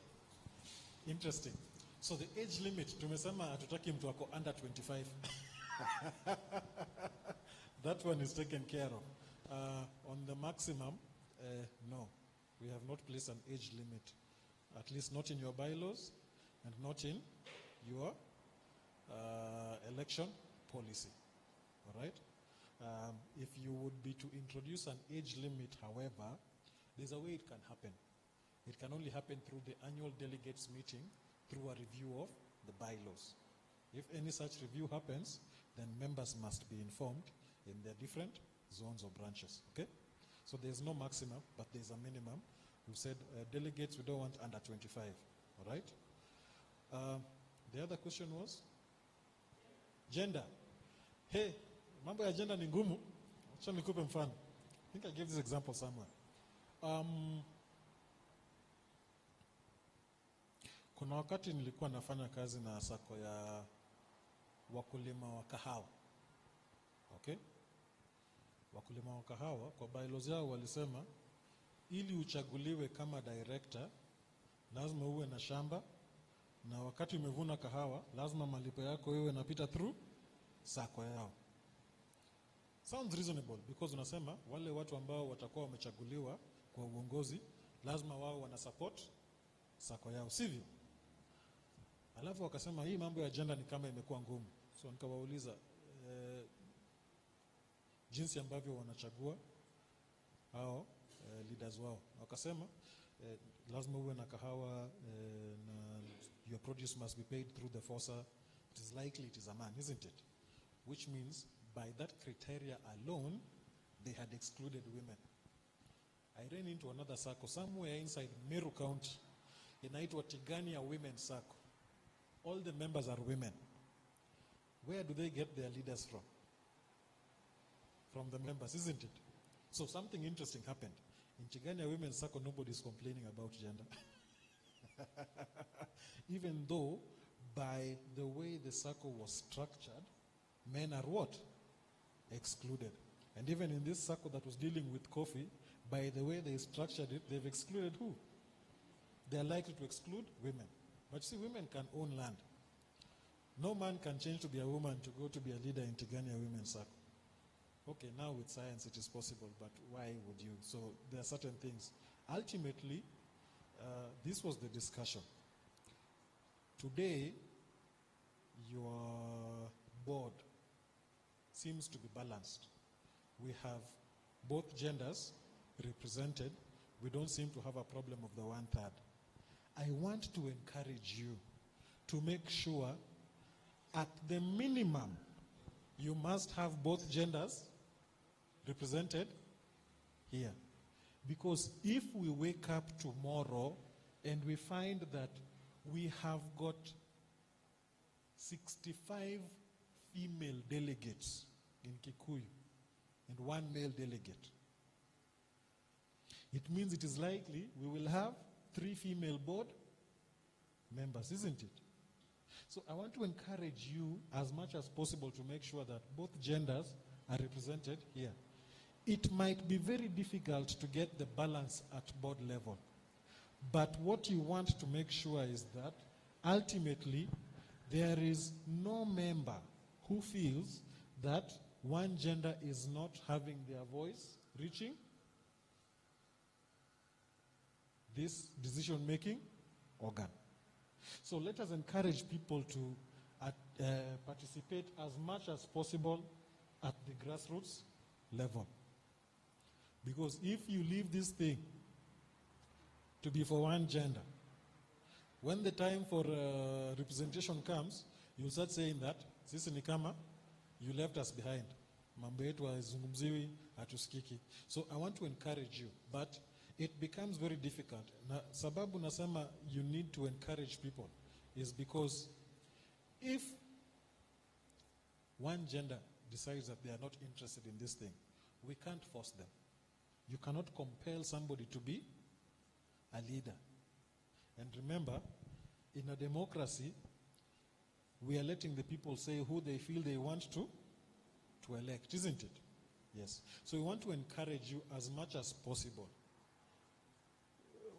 Kikuyu, Wangige, Nderi, and Kino. Because you are the guys who are going to be electing more than one director. Make sure you find a reasonable way of taking care of this gender thing. I might say make sure you give each position one gender, but that might end up being unfair to the organization, because what happens the day we have got two individuals who are very good of the same gender, and then we decide we're giving one position to the other gender simply because of representation. Ultimately, you want the best people to run your business. That is the way you need to look at it.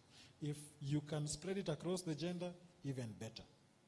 Lakini mambo ya gender, umeona even the National Assembly at the national level, wamejaribu hii kitu imekuwa ngumu. So what I will leave you with is encourage people as much as possible, because everybody's voice is important.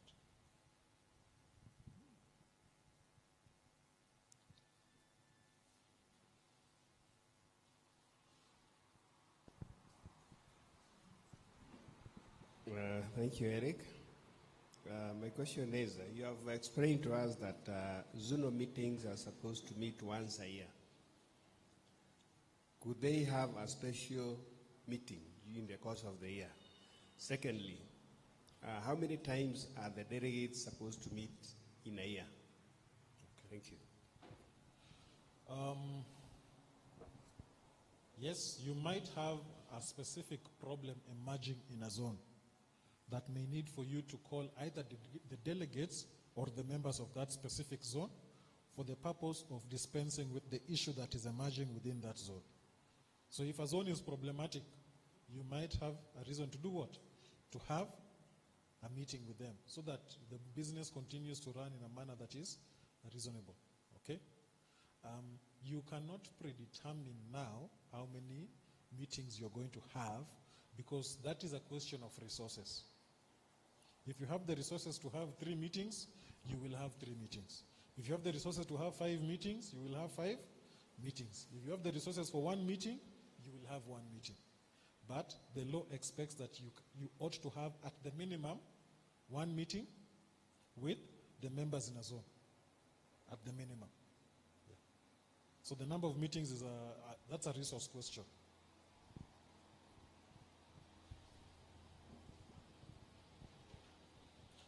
I have a question.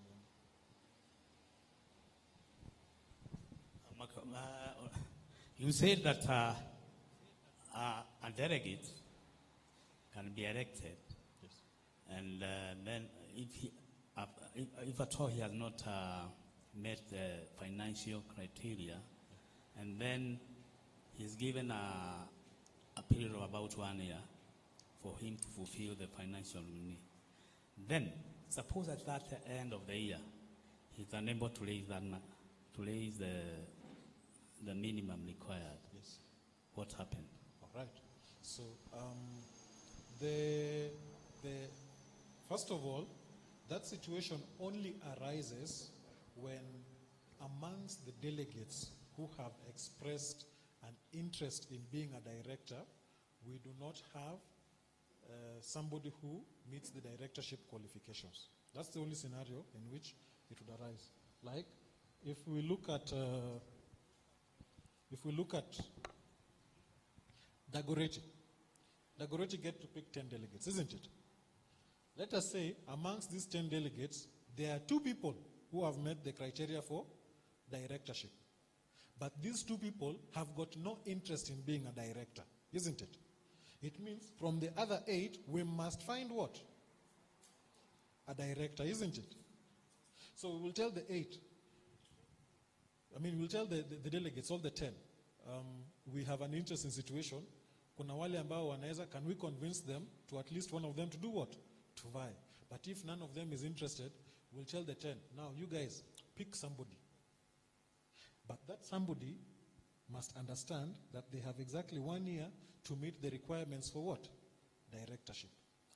If the 1 year passes and the one person has not met the requirement, we go back to Dagoretti and tell them, now, you gave us this one person.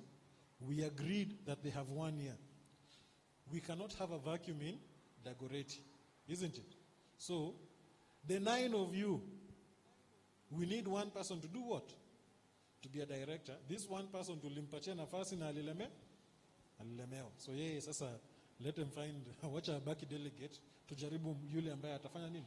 Ataweza. Now, the one person who will be chosen is not coming to start a 3-year term. Anakuja kumaliza ile mbili ambayo imebaki.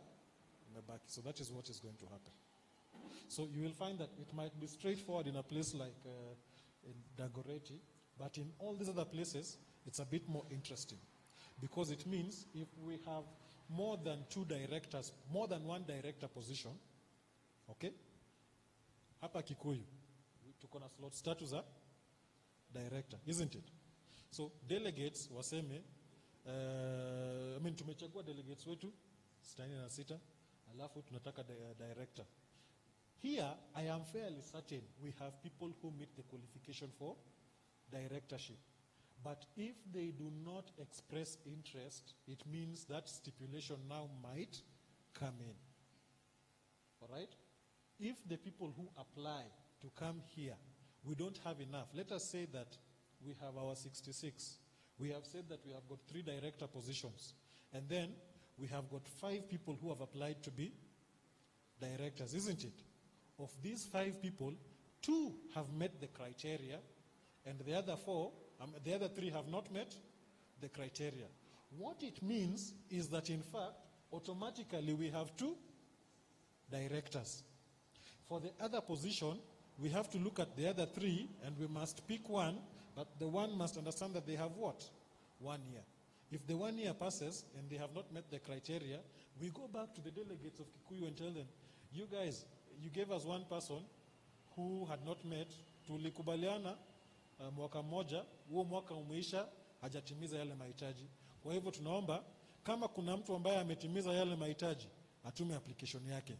We will receive applications. If we meet somebody who has met, and if it's just one person, that's unanimous. But if, again, we find the people who are applying have not met, then that cycle goes again.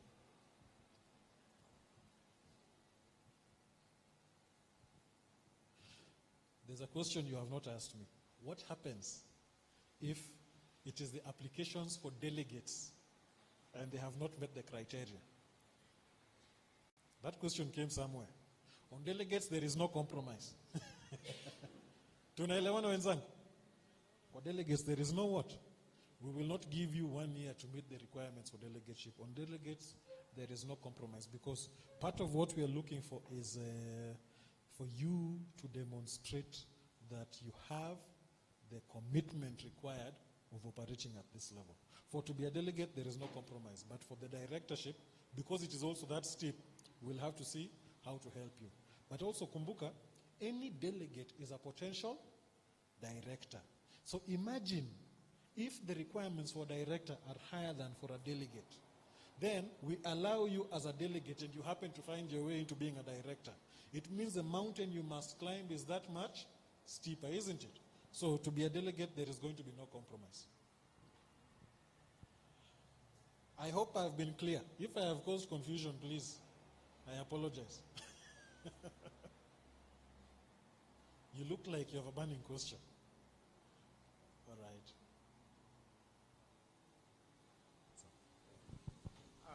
Thank you, Bwana Eric.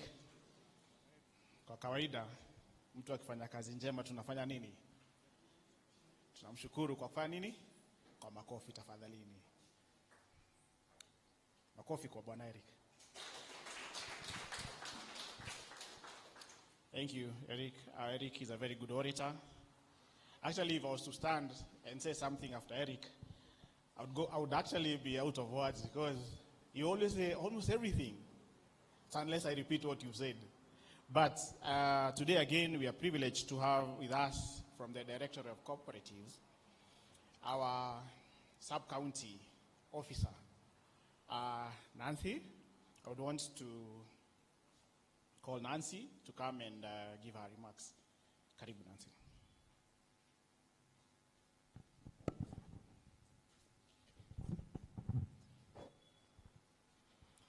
Thank you, Chairman. Good afternoon. I don't know if I borrow the words that Chairman amesema ati you speak after Eric and you sort yourself on the word, but sitakosa one or two words to say. Number one, I would want to, and I said I'm Nancy Nyambura, the DCO, I'm a SCCO, Kikuyu sub-county. Number one, I would want to say that delegate system is a good practice. Sawa sawa? It is a good practice because when you have delegates, you have a team of vetted people discussing on behalf of the members. Kwa hivyo, the discussion that will be going on in that meeting, itakuwa very constructive. And I would assume, and I would believe, actually not assume, the reason why the commissioner gave that directive, and I see last week, actually this week, PS aliongea na akasema, he insisted, watu wanyo hawa 40 delegate system, they are coming for us. Kwa hivyo, we are doing well, Bwana Chairman, tusijipate in the bad books of the law. Kwa hivyo, it is a good practice. The other thing I would want us to look at when we talk about delegates, wakati tunaongea mambo ya Kikuyu, tumeambiwa tulikuwa na delegate wangapi? Tulikuwa na 3 board na 1. Kwa hivyo tulikuwa na watu 4. Wenye walikuwa tungewauliza swali lenye la Sacco. But now with the delegate system, it would mean we will have at our disposal 66 people. At our disposal huko grassroots. These are the people we can reach out na tuulize Sacco inaendeleaje, niko na swali fulani. Those are, it would mean we will have more opportunity. Itakuwa rahisi kukuwa na mtu mwenye unajua na ni kiongozi wa Sacco. The other thing I would want to mention is requirements for a delegate. It is interesting to note that wale watu watakuwa viongozi wetu kama delegate, sio mtu ameingia jana. Tumeambiwa kutakuwa na time limit ya miaka mingapi? Miaka 2. Kwa hivyo sio mtu atakuwa ameingia the other day na anakuja. Ni mtu amekuwa pamoja na sisi kama Sacco. Na ni mtu ambaye ameekeza kwa Sacco yetu. Somebody who has at least a minimum of 200,000 in their deposit. This is a person who has an interest in our Sacco. Hata kuwa nakuja kujaribu.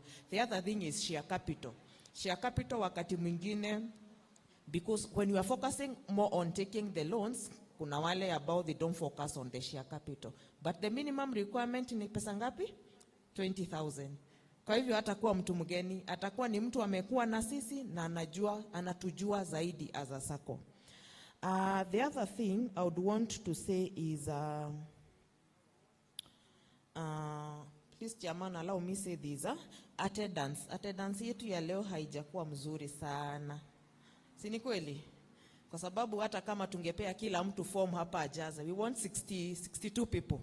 Sijui kama tutapata delegates siku ya leo. Si ni kweli? Tukijiangalia hivyo. And as members, we are called upon. Wakati tumepewa mkutano, we are called upon to view this meeting in line with your investment. Kwa sababu unakuja kutetea investment yako hapa. Maybe kama hii meeting tungekuwa tumeitwa wale members wa Safaricom, kwa sababu they have an investment there. Tungekuwa 50-50, ni kama nitaenda ni kama sitaenda. Most likely wangeenda. Most of the times in the Sacco sijui bona hatuoni kama hiyo ni investment kama ile ingine tu. Na ni hivyo tu. If you have 500,000 in this Sacco, hakuna tofauti na ile ingine umewekeza mahali kwingine. The same interest ndio uko nayo hapa. Kwa sababu if anything happens with this Sacco, you start to lose the amount that you have. And governance, sisi as members, we have so much to make sure that the governance structure we have is working. Like right now the delegates ni sisi. Sisi ndio tutafanya nini? Sisi ndio tutafill in those positions of the delegates. Na kwa hivyo, if our system works very well as a zone, the better for us as a what? The better for us as a zone. Kule kwingine kama itakuwa mzuri, the better for us, all of us. Kwa hivyo, we have a responsibility as members to make sure that we patronize. We patronize our product and our activities. Chairman angekuja hapa na committee waone watu wamejaa hata wanaongezea viti. Kuna vile karoho kanasikianga. You are like, my people, you know you got his back. Lakini sahi wacha tuendelee because that is what we have to do. Lakini sasa hajui vizuri. Could there be something? Ni sawa sawa? I think without much ado, ni hayo tu kwa sasa. God bless you. Asante. Thank you, Nancy. Moving on swiftly, I would wish to invite our CEO to come and add more sensitization and also highlight more on the application process. Karibu. Elias.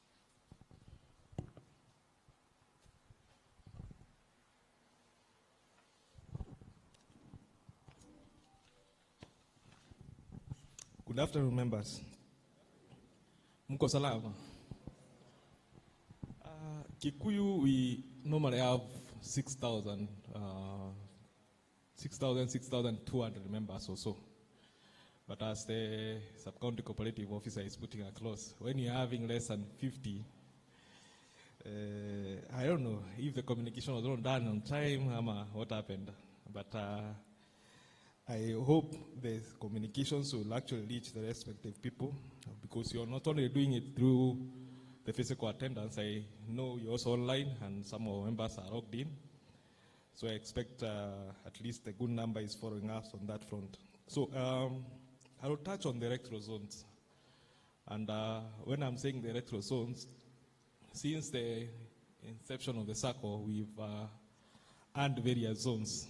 And these various zones were represented in the branches, whereby we found Kikuyu. Kikuyu was made up of zones like Ndeya, Kikuyu Town, Kidifamako, coming together to make the Kikuyu zones and giving us directors from certain zones. So in the envisionment of the growth of the Sacco, the directors saw that if we continue relying with how the demarcations was done in those years, then I think we will be closing the Sacco towards the locality of Kikuyu probably. And even if I'm looking at the membership that we have today, I am seeing members from Nyeri here who are supporting us from Nyeri. Madam Agnes, you can wave for us to see. She's from Nyeri, domiciled in Nyeri, but actually has an account here and she comes here.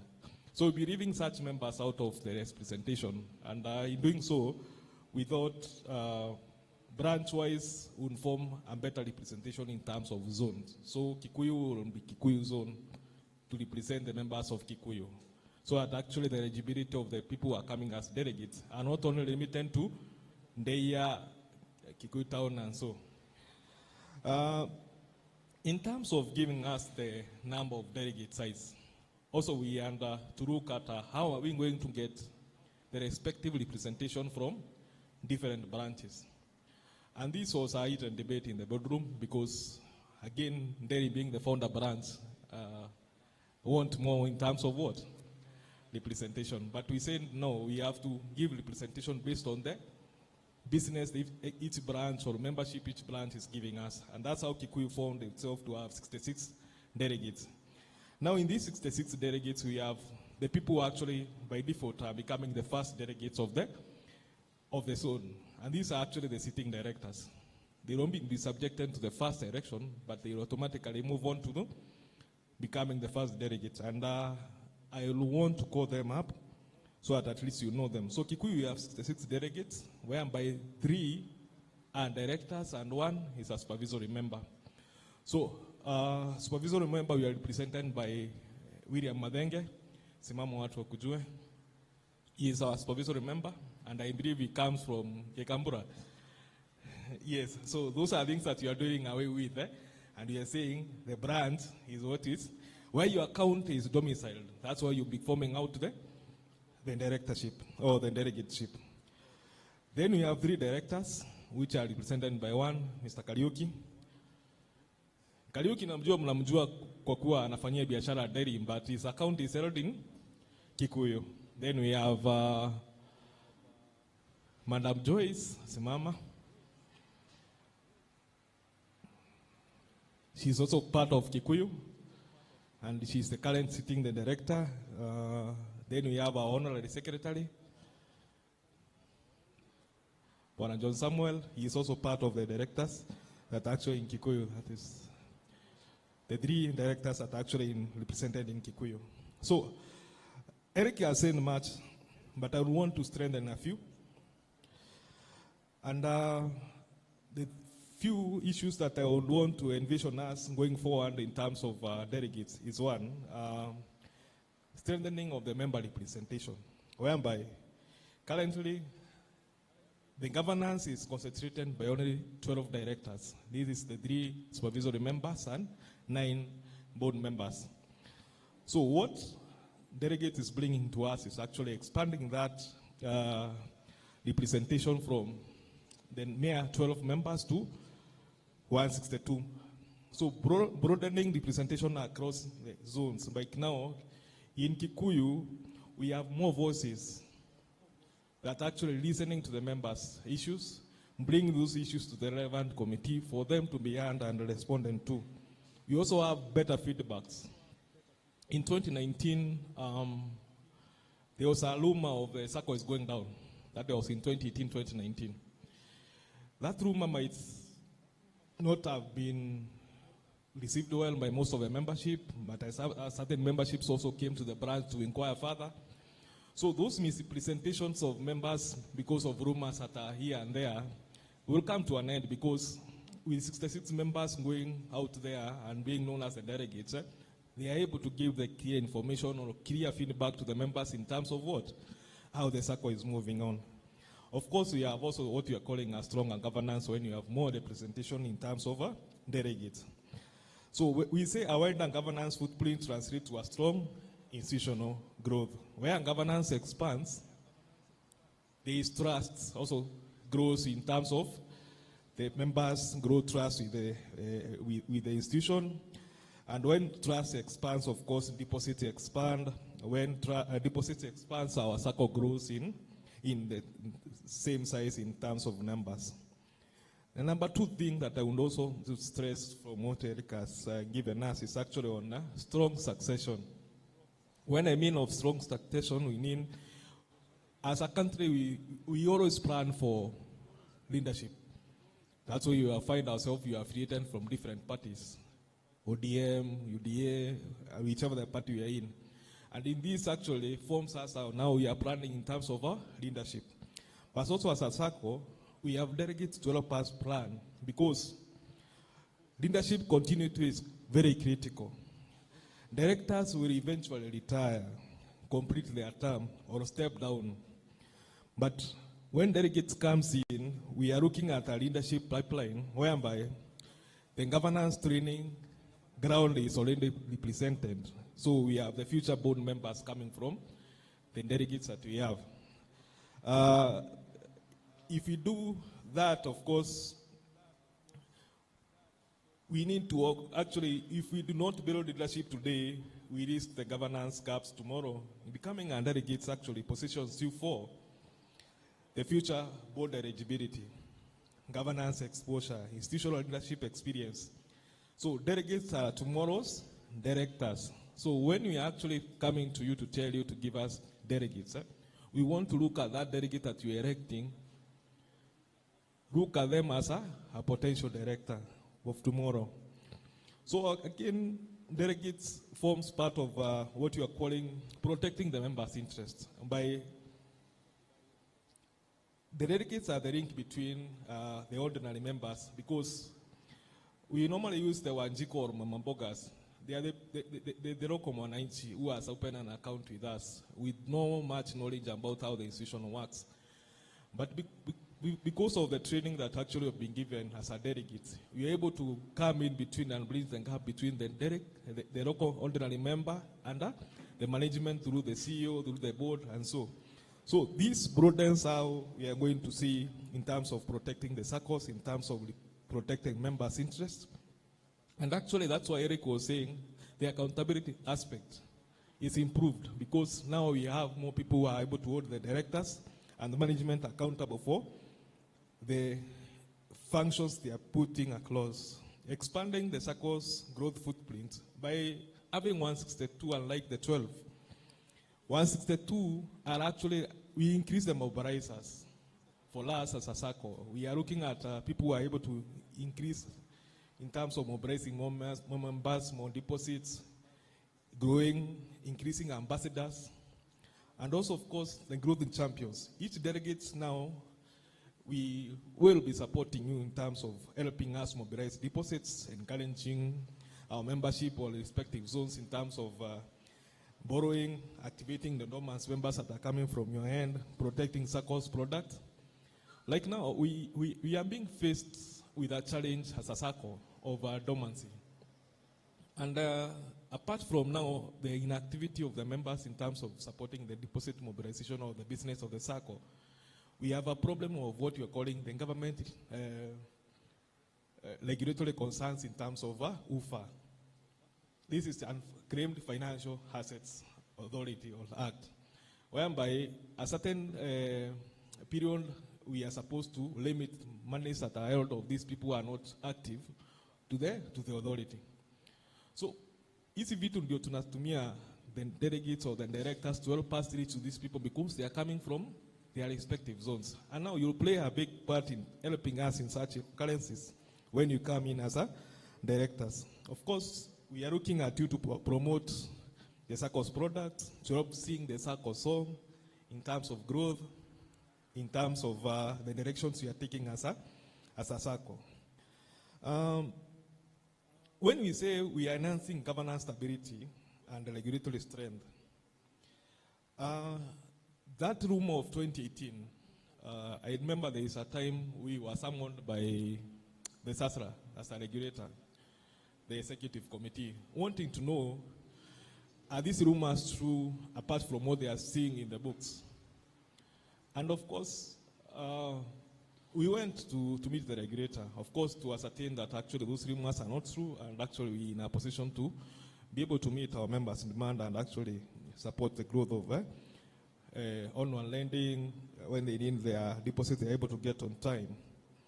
But the reason as to why I'm bringing this example is because when you have a 162 in terms of governance, the strength that actually is exhibited by that is more when even the regulators are looking at you as a Sacco. And that's why I think the sub-county cooperative officer is putting across that the commissioners and the PS is a key to see that the Saccos are transitioning from just having 9 directors to more, at least 150 as a minimum. So at least this governance can be stressed further so that the members' fund can be protected as they need to be looked at. Of course, apart from now attending to the members, what else that you benefit from being a delegate? We normally anchor or equip our directors through trainings. As a delegate also, you benefit from these trainings on financial literacy, governance knowledge, strategic understanding, of course, leadership development. So at least as you're coming out of the Sacco, maybe you're retiring as a delegate, you have something that you've borrowed from just being a delegate of the Sacco. So, members, I want to remind us that the Sacco belongs to members. When you become a delegate, you influence decision making. You also approve budgets. You shape the policies that are used to govern you as membership. You also determine the future of this institution. This Sacco is not a management Sacco. It's not a bond Sacco. It is our Sacco. Because the uniqueness of even the staff of this Sacco is that we also contribute savings every month and share capital also to become not just employees but also owners of the Sacco. So we cannot build a billion sharing institution with another governance structure. For sure that I have to remind us, we already are at a billion status. And being in a billion status, I don't want us to have a very shallow governance structure that is actually governing 1 billion. And because you're not also not going to stay at 1 billion, we are supposed to grow from 1 billion to even tier 1 Sacco. We need to actually form a foundation that is governed by good governance. And that can only be gotten by you members if you participate, strengthen succession, build leadership from within. So this, I urge you members to step forward to make application for you to become delegates. Because by virtue of becoming delegates, I am sure what I'm getting from this membership is actually potential directors of tomorrow that can move this Sacco from now the status of 1 billion to 5 billion to becoming a tier 1 Sacco. So this is my prayer to you members, and actually I take pride in the step of you coming to this meeting to get trainings that you are getting today, so that you support us, as board, as management, towards pushing this Sacco of ours to the next level. So without much ado, members, I take pride in saying the discussions, the questions I'm getting from you, or the Eric has gotten from you, are questions actually that are critical to seeing this Sacco move forward, and actually the questions that you're giving us are questions that are actually telling us the membership that you have in Kikuyu is a membership that is robust to supporting this institution. So I am seeing, actually, in Kikuyu, I know most of us. Like when I'm looking at you, I'm seeing good business people, retired teachers, retired business people, civil servants, and I know in these experiences that you've gotten from elsewhere, I want to welcome that experience in terms of supporting us in delegates. So please, go through our website, download the application form. You can pass by our table here, get the delegate application form so that you support us in this endeavor and actually in compliance of this directive from the commissioner. So thank you, and thank you again. Thank you, Bwana CEO. Asante sana. The time is really not on our end. And now this time, I would want to call our treasurer, Bwana Kariuki, who is also my chair of finance, to come and give us our closing remarks and also a vote of thanks. Karibu GK.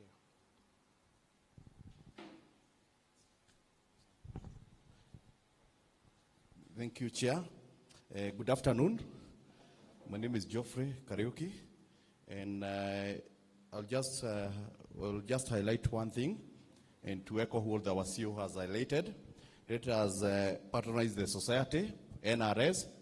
Let us not fear to make application as delegate, such that we are able to take the society very far, such that instead of the way we were 12, 9 and 3 from supervisory, now we shall be 162, meaning we shall be able to patronize the society to the best interest of the entire 12,000 members who have registered with us. I would like to take this opportunity to give the vote of thanks, first to the Almighty God for enabling us to have today's event that was scheduled, despite the way the weather condition is.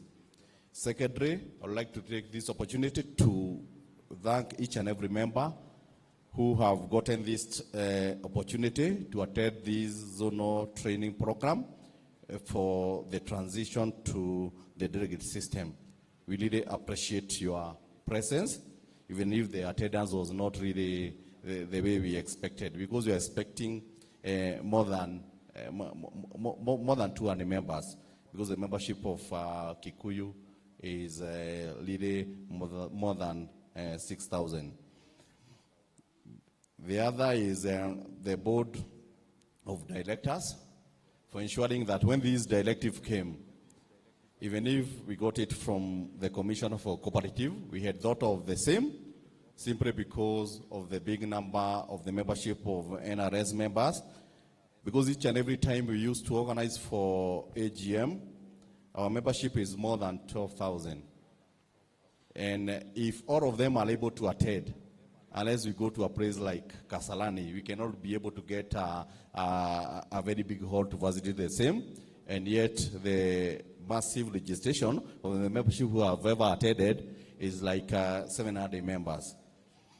The other team is the team from the Directorate Kiambu.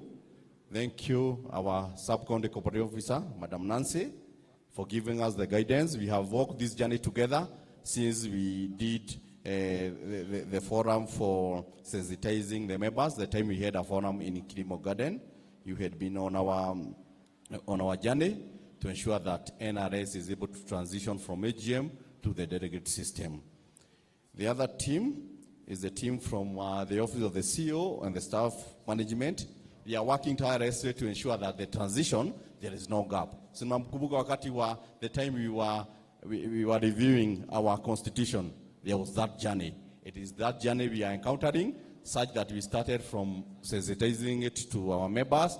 We did the amendment of the bylaw. The bylaw was amended. Now we are giving the members what we call the zonal training. Then after this, we shall invite all the members to ensure that they are able to adopt the delegates who will have applied. Let us ensure that we are able to walk this journey together, and I know the Lord will be able to assist us. The other team is the team from the Education Committee. In the Board of Management, we have various committees, and the committee that was in charge for this transition is a committee headed by our Vice Chair, Mr. John Wawelo, and also we have some other members, Madam Jane and Madam Joyce. They have taken this initiative very well. They have done it within a span of less than 1 year. And we credit to them because it was not really an easy task, because today's forum was the last forum in terms of each and every branch. We started with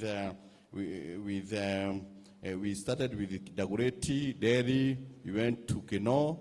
Last week we were in Wangige, and lastly our forum today is for Kikuyu, and we are also hoping that very soon you will also invite the entire branches to ensure that we are able to confirm the delegates who will have applied. And the other thing I'd also like to highlight, as we get out, and you'll get through our operations manager, Mary Kam. We are not able to prepare, she's behind. Okay, sikuwa nimekuona. And she has something small to ensure that we're able to do some disbursement, maybe for the fair, and also maybe for the lunch, such that you're able to walk this journey together. Simply because, hata tukisema tutengeneze lunch, tuseme tutatengeneza lunch watu 200, si unaona our membership is less than, when you are only, they are less than 60. That's why we said, let us also give an envelope. And lastly but not least, let us take this initiative. Let us apply such that we are able to assist each other. We are able to do what we call the skill transfer.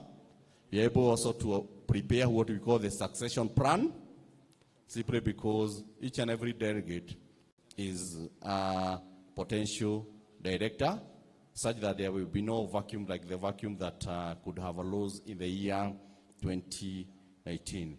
Thank you very much, and may God bless you. Thank you. MC?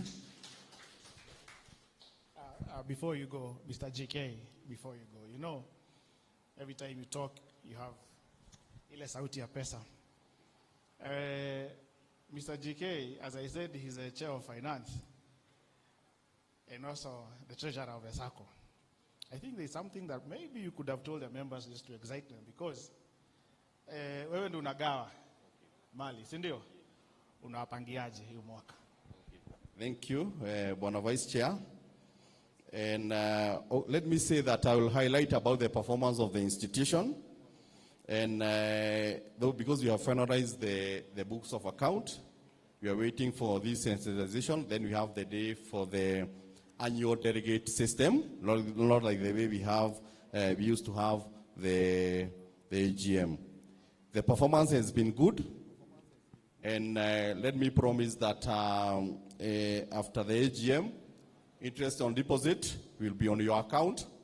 A dividend and on your share deposit will also be in your account. They are ready. And even if the interest has a little gone down because of the way the economy is, and we shall give it at 4%.